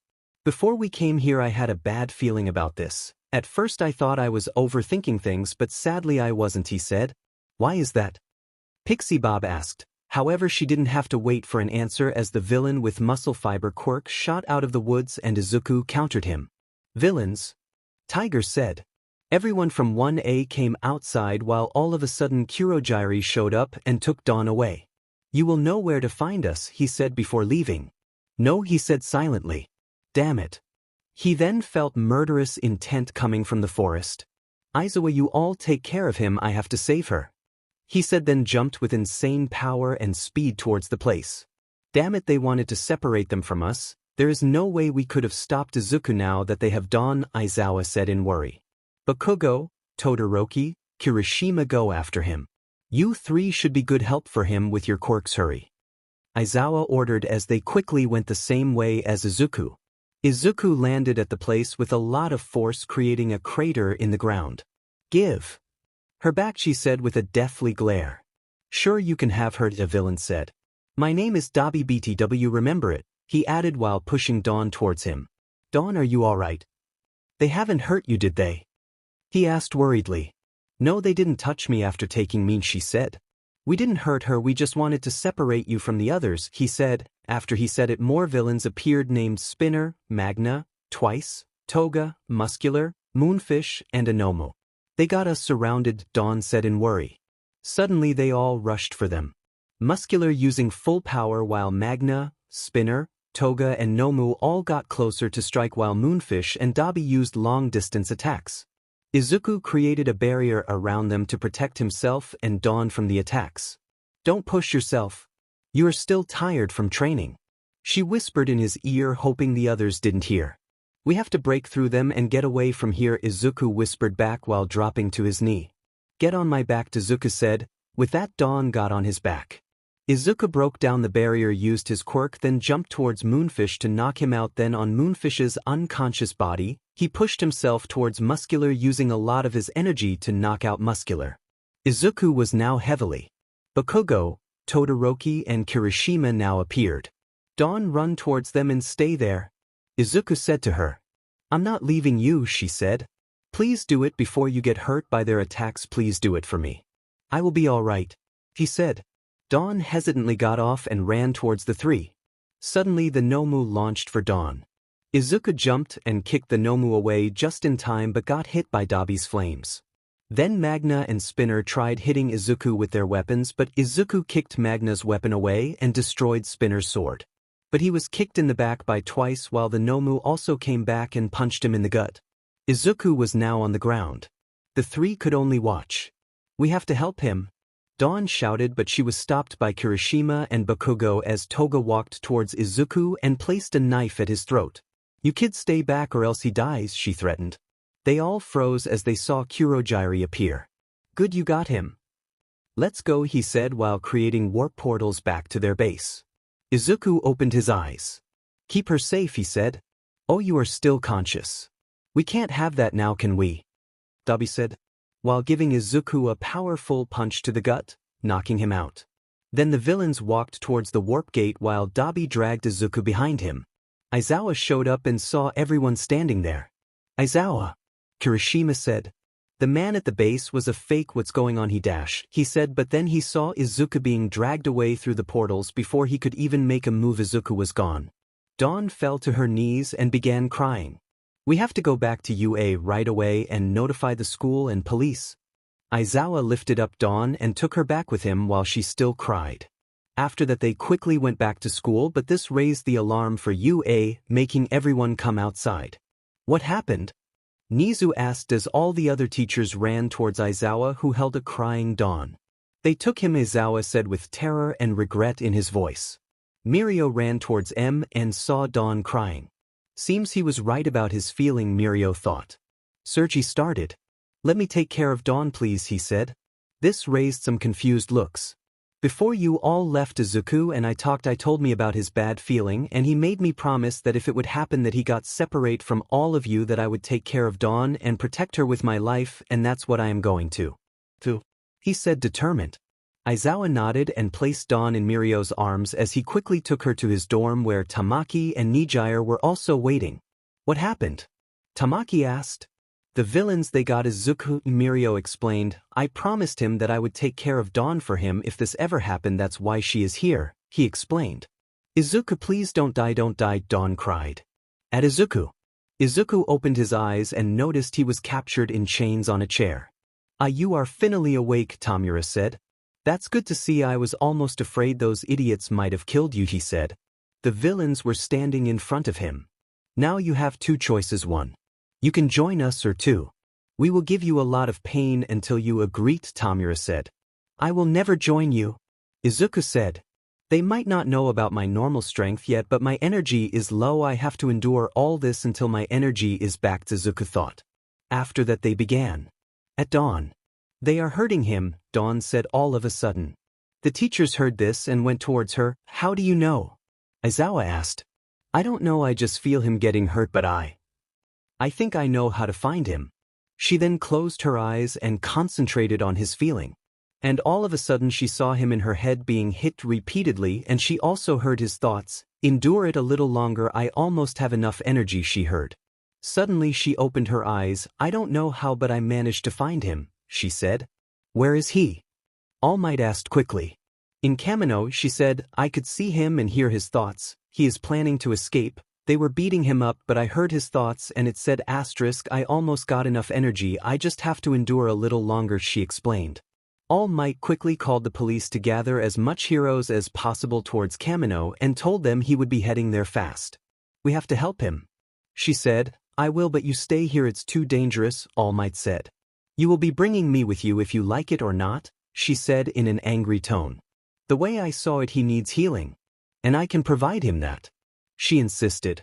All right then, but I will have to ask someone from the big three to join since they promised to protect you. If I don't, Izuku will kill me before anything, he said. No worries, I am already here, they heard someone say. When they turned around they saw 𝗵𝗃𝗧𝗟 walking in. I can provide the best as help since I can use my quirk to fly, so if it gets dangerous I can fly away with her, she explained. Alright, let's go. At Izuku. Izuku had a lot of cuts and bruises from the beating he just received. He was also bleeding on the head and his shirt was ripped of his left shoulder. I think I have recovered enough energy so I might be able to escape. The problem is keeping them all off without innocent people getting involved. Guess I should just make a run for it towards an open spot, Izuku thought. So have you reconsidered your options? 𝗵𝗃𝗧𝗏 asked. Actually I have, Izuku said. Ah, how wonderful. 𝗵𝗃𝗧𝗏 said. 𝗣𝗵𝗿, take the chains off of our newest member, he ordered. As 𝗣𝗵𝗿 took it off, Izuku kicked 𝗣𝗵𝗿 through a wall. I told you I reconsidered my options, I never said I would actually join you, he said, then broke down a wall and fled outside. He quickly jumped towards a roof, then ran and jumped towards another roof. There was a lot of smoke coming from the building which attracted a helicopter when all of a sudden they also saw blue flames shooting towards some houses. 𝗣𝗵𝗿 had recovered from the hit and joined the chase. He kept shooting flames at Izuku, but he easily dodged them as he felt his murderous intent. The helicopter was sending out live news. They showed how a kid with ripped clothes was running from a group of people from whom one shot blew fire at him. 𝗫𝗎 was looking at the TV and quickly called All Might. He escaped, but he is on the run and followed by the villains. You have to hurry, 𝗫𝗎 told All Might in worry. All Might then gave his information to Dawn and 𝗵𝗃𝗧𝗟, who were surprisingly keeping up with his speed. Then we have to hurry, Dawn said. Izuku reached a big warehouse and ran inside trying to hide, but it soon shot in blue flames as 𝗣𝗵𝗿 used his quirk on it. Izuku quickly jumped outside and found himself surrounded when all of a sudden black matter showed up which summoned 𝗵𝗃𝗧𝗏. I don't think I can handle this, Izuku thought, gritting his teeth. Everyone at the dorms could see Izuku cornered by villains and 𝗵𝗃𝗧𝗏 and were terrified. The same was for all the teachers. Dawn closed her eyes and tried to connect with Izuku again how she did earlier, then she heard this thought and got scared. Can we go faster, she asked. Why, what's going on? 𝗵𝗃𝗧𝗏 asked. I don't know how, but I am able to connect with Izuku even this far away, but I just heard his thought, she explained. What did you just hear? All Might asked. I don't think I can handle this, she said. This gave 𝗵𝗃𝗧𝗏 and All Might wide eyes. Suddenly 𝗫𝗎 called again. All Might, you really have to hurry, Izuku is cornered and 𝗵𝗃𝗧𝗏 have shown up as well, 𝗫𝗎 said in worry. We are almost there, we see a helicopter close, I think they are there since you can see them, All Might answered. He put his phone away and quickly rushed towards the scene when all of a sudden they saw explosions from a battle. Izuku was trying to hold them off. He quickly made use of his surroundings, jumping from wall to get closer, then he quickly knocked Toga, Spinner and Twice out by giving a barrage of hits while jumping between walls. He then gave a roundhouse kick to Magna, knocking him out too. The 𝗵𝗃𝗧𝗏 attacked all at once and all Izuku could do was block as he was heavily. Damn it, at this rate I have to use it, but I don't know if there are any more hiding, and if Kurojirai is hiding or avoids it he can just take everyone away again and take me out after that, he thought. Izuku quickly pushed the 𝗵𝗃𝗧𝗏 away and launched a shockwave with insane speed towards Kurojirai, which made him wobbly. Then Izuku quickly jumped from wall to wall, then knocked Kurojirai out into the ground. When all of a sudden 𝗵𝗃𝗧𝗏 and the 𝗵𝗃𝗧𝗏 jumped towards him and 𝗣𝗵𝗿 shot his fire. I got no other choice, I have to use it, he thought. He quickly charged his energy in his 𝗧𝗍, then when they were all close enough he released it, making a giant shockwave to knock them all out. Even everyone looking at the TV saw the giant shockwave knocking the others out. All Izuku could do now was stand on his feet, and even that was strong at this point. They better let me rest for a week after this, he thought before he fell down unable to move. My, you are quiet, the monster, it seems, a voice said. Please don't be a villain, he thought. As he looked up he saw a man floating in the air in a black suit with a mask on. You really did a number on my comrades there, didn't you, Izuku said. How do you know my name, he asked. You still haven't figured it out, he asked. I thought you should have noticed around the USJ who we were by now, he said. What do you mean? Izuku asked. You recognize the 𝗵𝗃𝗧𝗏, right, he said. Then Izuku got wide eyes. You are with that doctor? Izuku asked, gritting his teeth. Yes, now you remember. I suppose you remember me as the professor, the man said. But you can call me All for one, he said. That means it was your idea to make me an emotionless killing machine, he asked. You put me through that torture? Izuku now getting angry. Yes, but it seems the experiment failed because you gained more emotions thanks to that girl. 𝗲𝗏 said. Izuku tried to get up but was barely able to move. 𝗲𝗏 aimed his hand at Izuku. Well, it's time I finish you off, he said while powering an air cannon in his arm. And oh, you won't, they heard as All Might shot at 𝗲𝗏. Then 𝗵𝗃𝗧𝗟 flew towards Izuku, bringing him towards Dawn. Thanks girls for saving me, he said. You idiot. Dawn said. You scared me, I thought you were gonna die. She cried. I thought I told you that I wouldn't die, Izuku said with a weak smile. Then 𝗵𝗃𝗧𝗟 hit him on the head. You made us all worry. You dummy, she said. Haven't I been hurt enough? He asked in pain. Honestly, you really will have to make it up to me when we get back. Dawn said while starting to heal him. I know and I will, she said. I know I don't have any right to say this. Especially now, Izuku started. But I'm gonna do it anyways. I'm glad you two are here, he said. This made Dawn cry a bit. Izuku saw this and placed his hand on her cheek, giving her a smile, and she answered with her own. By the way, how did you guys find me anyways? He asked.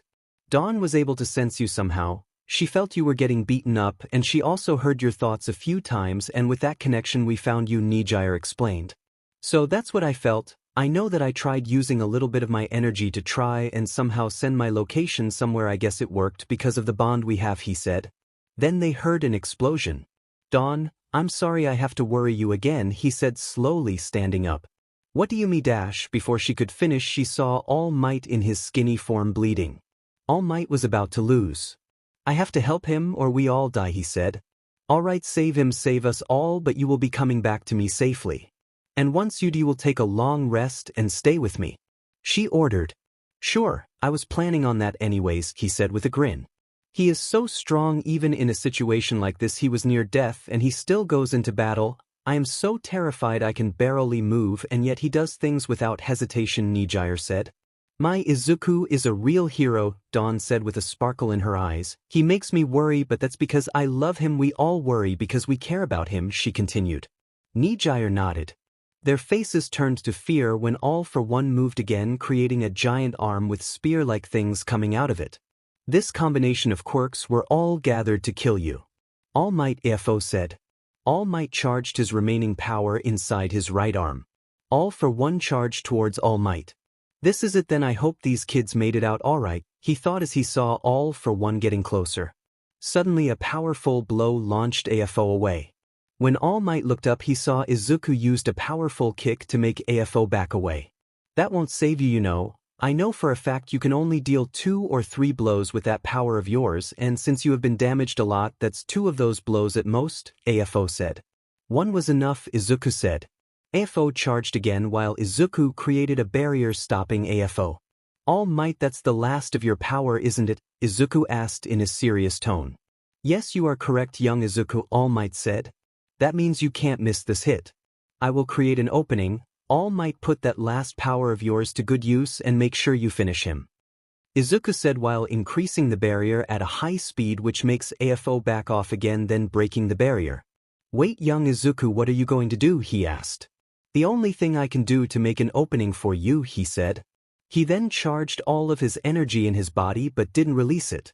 Not gonna use that barrier anymore. I guess you are out of energy after all that, 𝗲𝗏 said. You will be the first to go then, 𝗲𝗏 added while charging at Izuku. Everyone who saw the fight in real and on the screens and TV watched in horror as Izuku just stood there. 𝗲𝗏 threw his punch towards Izuku's gut, but before it hit, Izuku released his energy, which clashed with 𝗲𝗏's power. What, you still had this much power left? 𝗲𝗏 said, confused. Now All Might, Izuku shouted while grabbing the arm while avoiding spikes coming out of the arm. Damn it, 𝗲𝗏 shouted. All Might charged right at him, and the moment All Might was about to hit 𝗲𝗏, Izuku let go of 𝗲𝗏's arm and placed a small barrier around him with the last of his energy. There was a giant explosion which created an enormous crater into the ground, which created a large smokescreen. After the smokescreen faded, All Might was still standing tall together with Izuku while 𝗲𝗏 was unconscious in the ground. The whole world cheered for their victory. All Might turned towards Izuku. I came to save you, but in the end you saved me and helped me beat him. He put out his hand. Thank you, young Izuku, he said. Izuku put out his arm, but before he could take All Might's hand he collapsed. Ambulances were rushing towards the scene as 𝗵𝗃𝗧𝗟 flew towards Izuku with Dawn. Both All Might and Izuku were taken to the hospital to recover. 𝗵𝗃𝗧𝗟 went with All Might as Dawn went with Izuku. Back at the hospital, Dawn was sitting next to Izuku's bed when the rest of the class charged in. "Be quiet," Dawn immediately said, while turning her attention back to Izuku. "So how is he doing?" Bakugo asked. "He will pull through. They really roughed him up bad, luckily no major damage or lasting injuries," she explained. "He just needs to rest now as he literally used all of his energy in that battle even while being so hurt," she explained. "We all care for him, so we were all worried. But I love him so much, it just hurted me so much what he went through at the camp and here. I know he did it to save me, but still," she cried. "Well, once he wakes up, show him and let him feel just how much you love him. But for now, don't worry, he will be fine." Aizawa comforted her now, which took everyone by surprise as he normally never showed such a thing. Or said such a thing for that matter. "Yeah, and you won't be happy once he wakes up," Dawn joked around while crying and laughing. "Why is that?" Aizawa said with a grin. "He told me he would take a break for at least a week and just stay by my side and make it up to me, so I doubt he will do anything for school the coming weeks," she said. "I figured as much," Aizawa said with a smile. "Well, he deserves it certainly after he saved you at camp and All Might from that psycho," she admitted. "Well, that's good to hear," Izuku said while in pain. "Izuku!" Dawn shouted at him. Yeah, I know, I will keep my promise," he joked.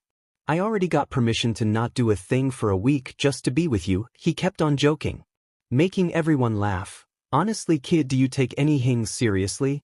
Aizawa said with a grin. "Sure I do, I take Dawn and my feelings for her very seriously as well as her safety," he said. At that moment Dawn stood up, stopped his talking and him right there. "Stop talking and joking for once. I love you, you big idiot," and with that she him again. "Demon, she certainly doesn't hesitated with my advice," Aizawa joked, making everyone laugh. Izuku her back and hugged her. After she stopped him, Izuku got up from his bed when the doctor came inside. "I'm sorry you can't move around yet, you lost all your energy and your injuries haven't healed either, you have to rest," the doctor said. Izuku tried standing up anyways and fell to his knees. "Dsman, do you ever listen?" Bakugo asked. "That reminds me, Dawn." Izuku started. "Sorry to bring this up, but you remember what happened to us back when, right?" he started as she sadly nodded. "You also remember the **, Professor Star?" She got confused now. "Yes, but what does all that have to do with it?" she asked. "That man All Might and I beat, that actually was the professor," he explained. Everyone had wide eyes. "Are you serious?" she asked. "So the professor is now in jail?" she asked. While Izuku nodded with a smile. "I just defeated one of our demons," he said. Dawn began crying heavily while hugging Izuku. Thank you, she kept crying. Izuku just rubbed her back to comfort her while the others stood there smiling. Izuku tried to get up again but failed again, until Dawn placed herself under his right arm helping up while Bakugo did the same on the left side. "If you can't do something, we will be here to help you," Bakugo said. "Thanks you guys," he said. Then they slowly walked towards All Might's room. Young Izuku, seems you are doing fine," All Might said. "Well, I don't know about my condition, but I do know that I am feeling great," he admitted. "And why is that?" All Might asked curiously. "Well, we just beat the worst villain out there who was also a demon from our past. I got some amazing friends around me, and to top it all, of the most amazing girl in the world is my girlfriend," he said. "How can I not feel great?" he said with a smile. All Might then turned towards Dawn, who blushed like crazy but with a smile. "Glad to hear it," All Might said. After that they all just talked for a while until All Might was also allowed to leave. Then they went all back to the dorms. Once in the dorm, Izuku sat in the one-seat couch while Dawn jumped on his lap again to cuddle with her. Izuku. "Oh, that reminds me," 𝗵𝗃𝗧𝗟 said. "You know, Izuku, Dawn really thinks highly of you," she said with a sly grin. "When you went to help All Might, we were frozen in fear, but you just rushed to All Might to help him. Do you know what Dawn said?" she said, chuckling. "𝗵𝗃𝗧𝗟 don't," she said as she wanted to get up, but Izuku had his arms around Dawn. "Sorry, Dawn, my arms feel really heavy all of a sudden," Izuku joked. "No, please let me go. Let me stop her," she said, blushing. She said *I Izuku is a hero *, how sweet is that?" 𝗵𝗃𝗧𝗟 said. This made Dawn so embarrassed she hid her face into Izuku's *, which made everyone laugh. Glad that 𝗵𝗲𝗍 thinks of me that way, he said. This made her look up. She then gave him 𝗵𝗃𝗵𝗲 embrace filled with love. Get a room, you two, there are more people sitting here, 𝗵𝗃𝗲 said teasingly. I would, but it can't really move yet, Izuku said. Everyone was still laughing. Glad to have you back with us, man, 𝗵𝗃𝗲 said while holding his fist towards Izuku. Glad to be back and sorry that I worried all of you, he said, fist bumping. You sure as hell did. 𝗵𝗃𝗲 quickly added. Which reminds me, Dawn whispered in a flirting way in Izuku's ear. You will be staying with me this week without leaving my side, and you have to make it up to me, she said with a big smile. Which made Izuku blush madly. You shouldn't tease me like that, he said. And why shouldn't I, she asked. Because then I have to tease you back, he said with an evil grin while starting to tickle her. No, please have mercy on me, she said while laughing. I guess someone recovered his energy, Kirishima said, making everyone laugh. Yet, but I still have to rest more, Izuku admitted. Could you guys help me to my room, he asked. Sure, Dawn and Todoroki said as they both helped him up and helped him towards his room. Well guys, I will be staying with him. Good night, everyone. Dawn said while leaving for their room after bringing Izuku there. Izuku lay on his bed covered in bandages as he tried to get it off. Let me help you with that, she said as she slowly took off his bandages. You know, even with those scars you still have an amazing body, she admitted. You are one to talk. Luckily you don't have any on that awesome body of yours, he said, making her blush. She then took her clothes off so she was only in her underwear and laid next to him. Well, me and my body are only for you, she said. And me and mine for you, he answered. This made them both laugh. Then they began again. After some time they stopped. I love you, they both said in unison. With that she laid half on top of him with her head on his 𝗧𝗍𝗃 and her upper body on his body as they slowly fell asleep. Izuku had promised Dawn that he would take a week to relax and stay by her side at all times, and she was sure to keep him at that. Hey Izuku, spar with me. Those DM extras are no challenge at all, 𝗵𝗃𝗲 said. Sorry 𝗵𝗃𝗲, I promised to take a break for a week and stay by Dawn's side, and I can't break that promise if I want to stay alive, Izuku answered awkwardly. Wait, so you can beat All Might at full power but get scared of your girlfriend? 𝗵𝗃𝗲 teased. Once you see her mad you will hear even more than I did, I promise you that, Izuku said. When all of a sudden Dawn came back into the room. Did I hear something about Izuku and a spar, she asked in a devilish tone which brought a cold shiver over Izuku's spine as he began to sweat. Let him spar with me, 𝗵𝗃𝗲 ordered. No way in hell, he is mine for the entire week. Well, he is mine anyways, but he promised to take a break this week and stay with me, and I am gonna hold him to that. She answered. Come on, it's just a few minutes, he said when she got. If you want you but handed to ya, then I can take you in a few seconds, she said while releasing some kind of aura which made 𝗵𝗃𝗲 almost ℕ𝗧 and made Izuku almost cry. Alright, I get it, 𝗵𝗃𝗲 quickly said, which made the aura disappear. Good to see we are all on the same length then, she said with a big smile. Scary, everyone thought. Then everyone noticed Izuku on the ground almost crying and trying to crawl to a safe distance. Just what did you do to Izuku to make him this scared of you when you are angry? Uraraka asked. Oh yeah, about that. I was around him for 1 month and he was a depressed mess back then. I got so angry for how he was back then that I kicked his butt badly, she bluntly said. What? Everyone said in shock. Normally I'm not much of a fighter and I only heal bullet around friends or people close to me. I can get kind of scary when I get angry, she said in a playful way. Okay, but how did you kick his butt? Azui asked. Please stop, I don't want to relive that, Izuku said, trying to hide while Dawn went up to him and pulled him back to the rest by grabbing his leg. I am curious about why the strongest guy we know is like that, Azui said. You know you are way too straightforward, he answered. I know. Now Dawn, tell us, she quickly said. Well, he can't have it to see me hurt so he wouldn't fight back, so that's some sort of handicap in place I guess, but still I knocked him out so bad even the doctor felt bad for him and left him for the day. Some of his wounds are kinda my fault, she chuckled. I never want to have you angry at me, Kaminari said. I enjoy living too much, but that leaves one thing, you wanted to spar, didn't you? Dawn said, watching down on Izuku. No, not really, I swear I told him I had to keep my promise to you and that I wanted to stay with you and I have a break, I swear, he said in panic. Izuku, man up already, are you really letting yourself be bossed around by your girlfriend? 𝗵𝗃𝗲 said when he felt someone creeping behind him, giving a shiver down his spine. Did you say something? She asked. Nope. Nothing at all, Bakugo quickly said. Are you really the same Dawn that Izuku protects all the time? Uraraka asked. Well yeah, but he made me worry so much and he risked his life so much. I just have to step up now since I don't want to lose him, and I want some time in peace with him, and not only when villains attack us or if we are on the run, she said with a smile. We will help you to keep the boys in check, all girls said in agreement. Wait, Izuku was the one to take a break and have a promise, so what did we do? Kaminari asked, sweating. Screw that, I am out of here. Bakugo tried running. No you won't, we all suffer together. Zero said while shooting tape at Bakugo. Let me go, you din idiot. Bakugo shouted, I want to enjoy my life in peace while I can. This made everyone laugh. They all decided to go to the mall and do some shopping. Once there, everyone went their separate ways in groups. Dawn and Izuku wanted to be together for a bit on their own, so they left everyone. First they went for clothes, as Izuku had to rate every setup Dawn had tried on. After that they went to get something to eat. They sat for a while they talked a lot and just laughed and enjoyed the moment. It was getting dark outside and they figured they had to go back. Hey, come with me, Izuku said, grabbing her hand, and started running. Izuku, hold on, where are we going? She asked. It's a surprise, but I promise you will like it, he said. After some time they got up on top of a high hill where Izuku just stopped and laid down on his back. Why are we here? Dawn asked. Lay down and watch, she said, and so Dawn did.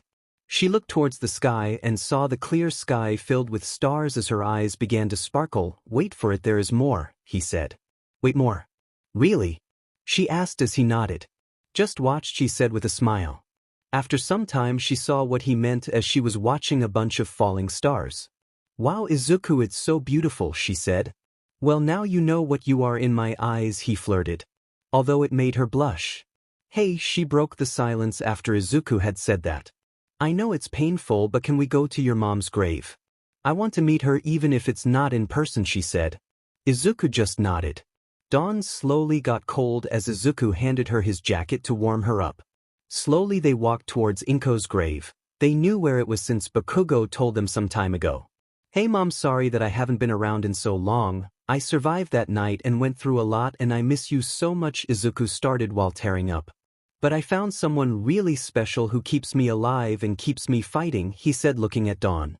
Hello Inko, my name is Dawn. I met your son in that hell we were in, but thanks to your son we made it out and are living happily now. I am also kind of his girlfriend, she winked at the grave.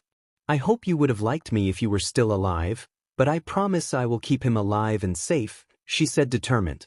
Izuku placed his arm around Dawn as they stood there for a while. After some time they slowly walked back to UA. Are you okay? Dawn asked silently. Yeah, why wouldn't I be, he asked.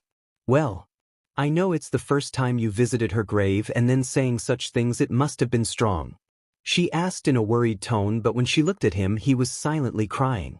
She pulled his hand to stop him from walking, then pulled him closer to her, laying his head on her and held him. It's all right Izuku, let it all out, she said before he broke down. After he calmed down for a bit they slowly walked back to the dorm. Everyone was already there, but they were confused when Izuku walked in with his eyes covered by his hair and went to his room without saying a thing. Did something happen? Todoroki asked Dawn when she walked in. Well, we had an amazing evening and all, we saw a lot of shooting stars and all, but I think I kinda ruined it, she said, feeling guilty. Why, what happened? Momo asked. I asked him to see his mother's grave as I wanted to meet her even if not in person. And it seemed like it was his first time visiting her grave. We are back so late because he completely broke down.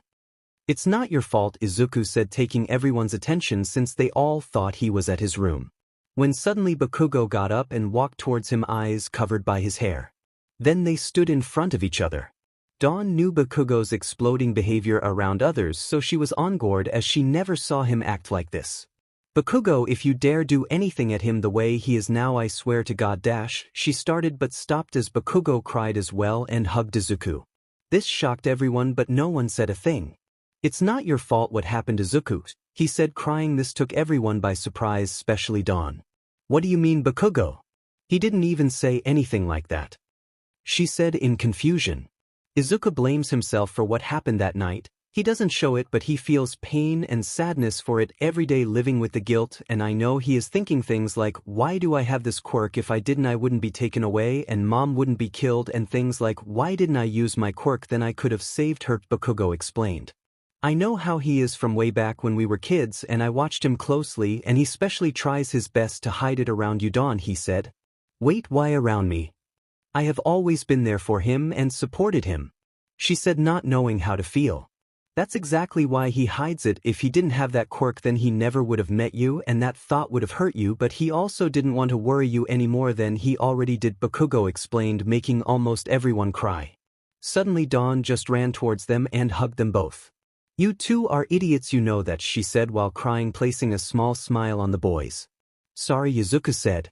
Stop, I don't want to hear you apologize to me. I get why you have those thoughts, but it doesn't hurt me because you don't mean it offending to me, and it's not your fault what happened, she said. We all care about you and we all support you. We are your friends and we are here for you, she added. And I especially will always stay at your side no matter what, Izuku, because I love you more than anything, she said. With that, everyone came together and made a group hug before 𝗵𝗃𝗃 ruined it. Okay, Dawn and Izuku, I can handle, but not all of you, he shouted while wiping his tears away, making everyone laugh. Thanks, you guys. After the night that Dawn and Izuku went to Izuku's grave, they became even closer to each other as well as the rest of Class 1A after what happened when they came back. Izuku still had 6 days of rest and was enjoying every minute of it, and his girlfriend Dawn. They teased each other a lot and even got teased by other classmates. They also took a trip to the movies. The week ended pretty fast. Time flies when you are having fun. It was time for them to resume school and homework as well as hero work and training. Although Aizawa would have to tell them about the provisional licenses, he just fell asleep and couldn't be bothered with that at the moment. Is this for real? He told us he would explain about the provisional licenses and what we should do to prepare, and all he does is go to sleep without explaining a thing. Ashido said, stressed. I do hope he tells us about it soon. I really want to get my license so I can use my quirk in public and help the heroes, it having to stay at the sideline, Kaminari said. Don't worry, I have no doubt in my mind we will all get out licenses, Izuku said. Well, if the strongest person in the world says that there is no doubt, then we really have nothing to worry, Kirishima said with a big grin. I wouldn't go so far as to say I am the most powerful in the world, though I wouldn't be able to fight that all for one guy on my own, and I bet there are more strong villains and heroes, he said. Just accept the DMN compliment, 𝗵𝗃𝗃 said. Make me. Izuku provoked for fun. Izuku, what did I tell about provoking 𝗵𝗃𝗃? You know it will end up in a fight if you provoke him. Or is that what you are secretly after? Dawn asked. No, why do you think that? Izuku said, sweating. Nope, not gonna do a thing. She is way too scary even for me, 𝗵𝗃𝗃 thought. Suddenly Dawn grouped up together with all the girls and whispered something when all of a sudden they turned around to look at Izuku with an evil smirk. Aizawa is asleep and we can do what we want at the moment till next class starts, but that won't be for a few hours, so she started in an evil tone. Hey Izuku. 𝗵𝗃𝗃 started. Yeah, what is it, 𝗵𝗃𝗃, he stuttered back. Can I give you some advice, he asked. You never give advice to anyone. If you want to give me advice, then that means I am in pretty big troubles, he said in panic. Yeah, about that I think. He started to keep silent for a second. Run for it, 𝗵𝗃𝗃 yelled before he grabbed Kirishima and Izuku and ran out. Kirishima, hold them off a sec, 𝗵𝗃𝗃 said while Kirishima used his hardening but was sent floating the second after that. You really think it's that bad? Izuku asked. Izuku, look behind us and tell me what you see, he said. Izuku looked and froze. On the other hand, keep running please, he said. You know you are faster than me, right? You should run, they are after you after all. 𝗵𝗃𝗃 said. Good point, but I don't want to die alone. Suddenly the big three showed up. 𝗵𝗃𝗧𝗟, help us catch Izuku, Dawn shouted, and before thinking 𝗵𝗃𝗧𝗟 shot an energy wave at the two while Izuku made a barrier. Okay, put me down this time, I run. I don't want to die, Izuku said, while suddenly Dawn managed to get a whole group to support her. 𝗵𝗃𝗃 jumped on Izuku's back. Don't tell anyone about this, you hear, or I will kill you myself, 𝗵𝗃𝗃 said, feeling embarrassed, but that was instantly taken over by fear. You know that your girlfriend is the most scariest person on earth, right? 𝗵𝗃𝗃 said. I know she is sweet, but I haven't seen this side from when she kicked my butt, Izuku answered. How the F did she get so many people to help her? Bakugo said in terror. No idea, but I am not gonna ask, Izuku said, running outside. Suddenly he stopped and took a fighting stance towards the gate. What's wrong? Why did you stop? Bakugo asked. Izuku didn't say anything, instead kept watching the gate closely. The group made of class 1A and 1B together with the big three saw this and stopped their chase. Something is gonna happen, Mirio said. How do you know? Nijire asked. Just look at him, he is tense and doesn't respond to us or Bakugo. He answered. Suddenly a warp opened on the wall above the front gate, only showing 𝗵𝗲 and Kurogiri. What are you two doing here? Izuku immediately asked. The alarms went off because of intruders, so all the teachers ran outside Oswell and everyone took a battle stance. We just came to watch as you destroy your friends and this school, 𝗵𝗲 said in an amused tone. What do you mean that I will destroy this school and my friends? He asked. Well, you were unconscious for some time when we captured you, and we figured the chance you would join us would be very small, so we made a little backup plan for if you refused, 𝗵𝗲 said. What did you do to me while unconscious? He asked. Nothing much, just something my 𝗵𝘃𝗲 made before we got you. It's a chip which makes your quirk Oswell as your body lose control. All we have to do is click this button right here. 𝗵𝗲 said, showing a small button.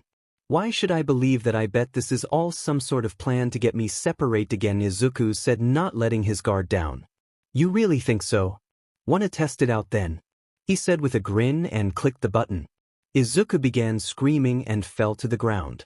Everyone was worried, but then all of a sudden the screaming stopped and Izuku got up without saying a thing, like nothing happened at all.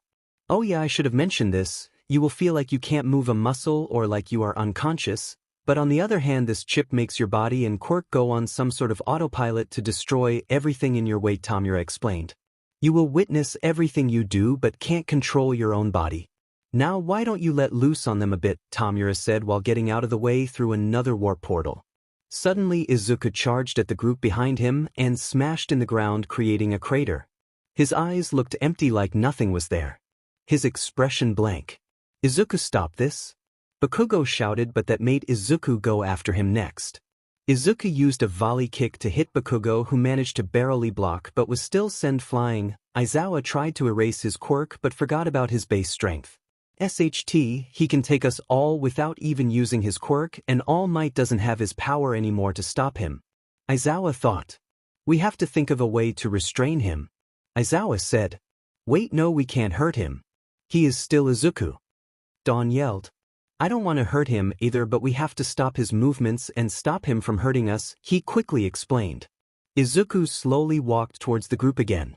𝗵𝗲𝗃 quickly created 5 walls to stop Izuku, which were taken down in an instant.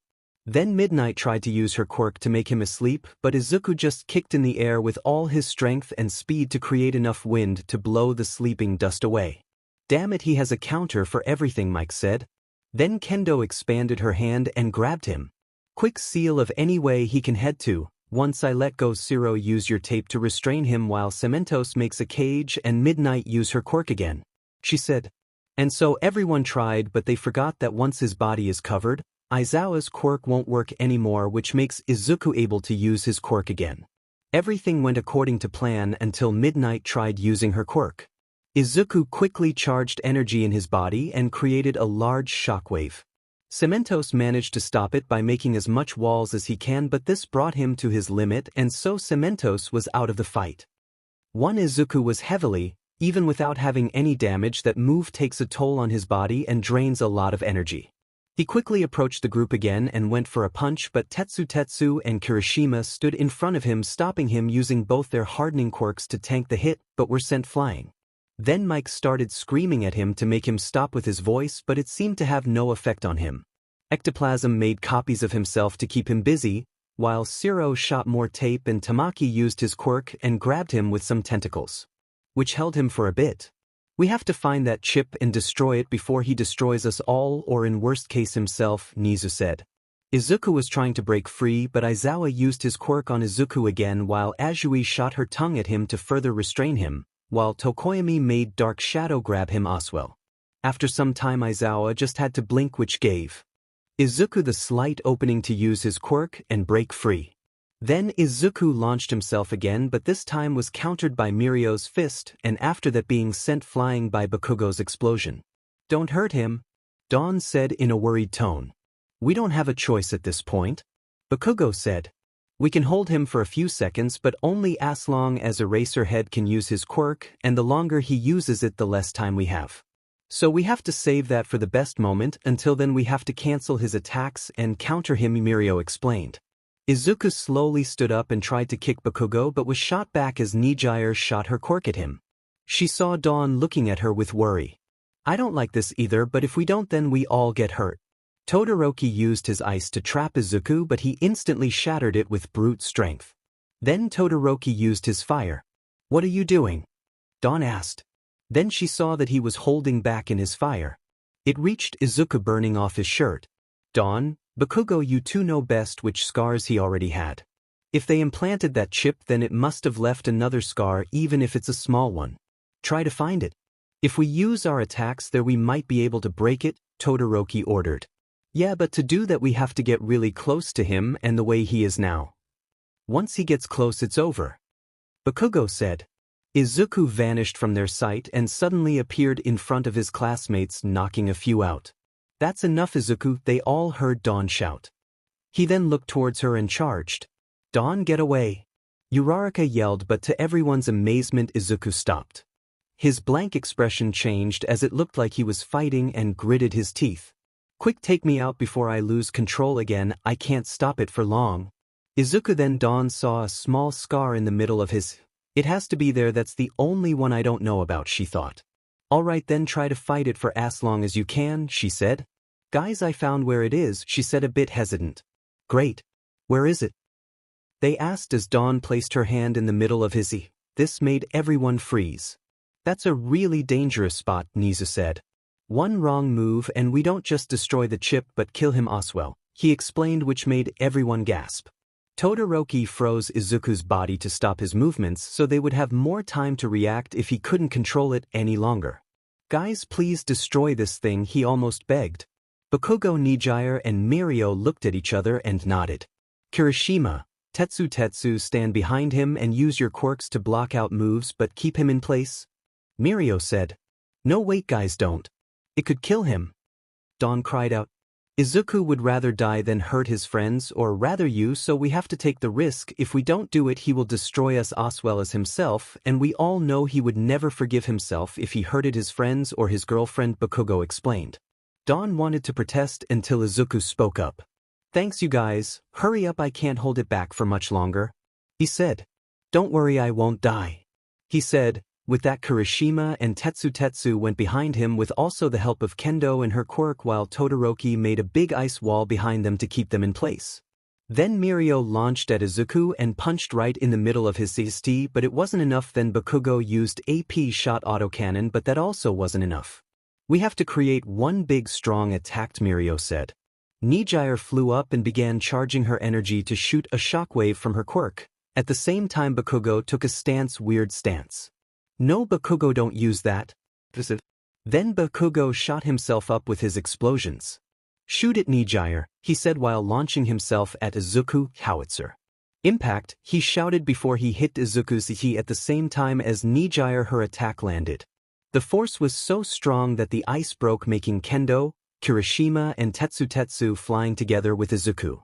Izuku was unconscious and his 𝗧𝗏𝗧𝗍 was cut open from the force. The chip's still intact. "That's some sturdy material." Bakugo walked up. "I'm sorry Izuku, but I have to do this, bear with the pain." Bakugo then dug his hand into the wound, making Izuku scream in terrible pain. Most closed their eyes and ears. Bakugo had the chip and pulled it out. "Alright, it's out, quick, get Recovery Girl. And Dawn, start healing him too. I will cover his wound so you don't have to see it," Bakugo said.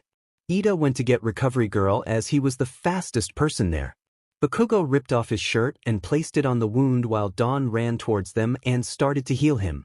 "I know you are angry at us after all this, but we had to do this for all of us, but also for Izuku himself," he said silently, but Dawn ignored him. Recovery Girl arrived with help from Iida and began stitching the wound at the spot, then gave him an embrace to heal. This will also take his energy so he won't be able to use his quirk for a while, she explained as Dawn kept healing him. He certainly is in bad shape there. That was a very horrific wound, she said. We had to because of this, Bakugo said while showing the chip. It made him go out of control and attack everything and everyone in his path. He managed to take his control back for a little because of Dawn, but we still had to get the chip out. He is lucky to be alive, you know, she said. As everyone nodded silently. To have to use so much force on a classmate and a friend to save him, it's horrible, and I wish we could have done it another way, but in the case there were only horrific ways to save him, 𝗍𝗍 said with guilt. 𝗧𝗏𝗧𝗟, please make him weightless and help me bring him to his room, Dawn said. Her eyes hidden behind her hair. 𝗧𝗏𝗧𝗟 ran towards her and made Izuku weightless, then they both helped Izuku to his room. Dawn ignored everyone else standing there and left them there feeling guilt. You must hate us a lot now, hun, 𝗧𝗏𝗧𝗟 asked, a bit awkward. Dawn kept quiet for a bit. I don't hate you, at least you didn't hurt him. I get that it had to be done, but it could have been another way and not hurting him like that, she said. Once they reached his room, they laid him on bed and 𝗧𝗏𝗧𝗟 released her quirk. Do you want me to leave or you want me to stay? 𝗧𝗏𝗧𝗟 asked, not knowing how to feel. Please stay, I need you right now, Dawn said, sobbing. Please close the door though. 𝗧𝗏𝗧𝗟 locked the door and sat beside Dawn on the side of the bed. Izuku was unconscious after losing that much energy and because of the pain. Dawn began crying and 𝗧𝗏𝗧𝗟 hugged her. After a few hours, Izuku regained consciousness and shot up, forgetting what had happened, but quickly fell down due to the pain. 𝗧𝗏𝗧𝗟 and Dawn jumped up at that sudden action when Dawn jumped towards him, arms around his neck, sobbing in his neck. You know that hurt a lot if you jump on me like that, Izuku said. Suddenly 𝗧𝗏𝗧𝗟 joined at the other side of Izuku and hugged the two as well. I guess you two must have been really worried there, 𝗧𝗏𝗧𝗟, he asked while both of them were crying now. I thought I had promised you that I wouldn't die, Izuku said silently, trying to comfort the girls. We know, but still, who wouldn't worry? We care about you and we don't like to see you get hurt, and definitely not the way we just witnessed. Everyone that cared about you just attacked you. They even used their strongest move knowing they had to hit a place that could kill you, and it created a big cut. Then Bakugo even dug his hand in there. I know it was for the chip, but it was way too brutal to watch and it hurts so much looking at what happened, 𝗧𝗏𝗧𝗟 cried while Dawn only nodded in agreement while crying. Izuku placed his arms around the girl to try and comfort them. Then all three of them fell asleep like that. I have some good friends. They knew I wanted this myself. I didn't want to hurt anyone else, so they respected my wish and attacked with all they had to save me. Even though it hurted 𝗧𝗏𝗧𝗟 and Dawn. I am lucky to have them as my friends, especially those two, even though they are protecting me and taking care of me. I am very thankful for all that, he thought. I love all of you and especially you, Dawn. Then he fell asleep.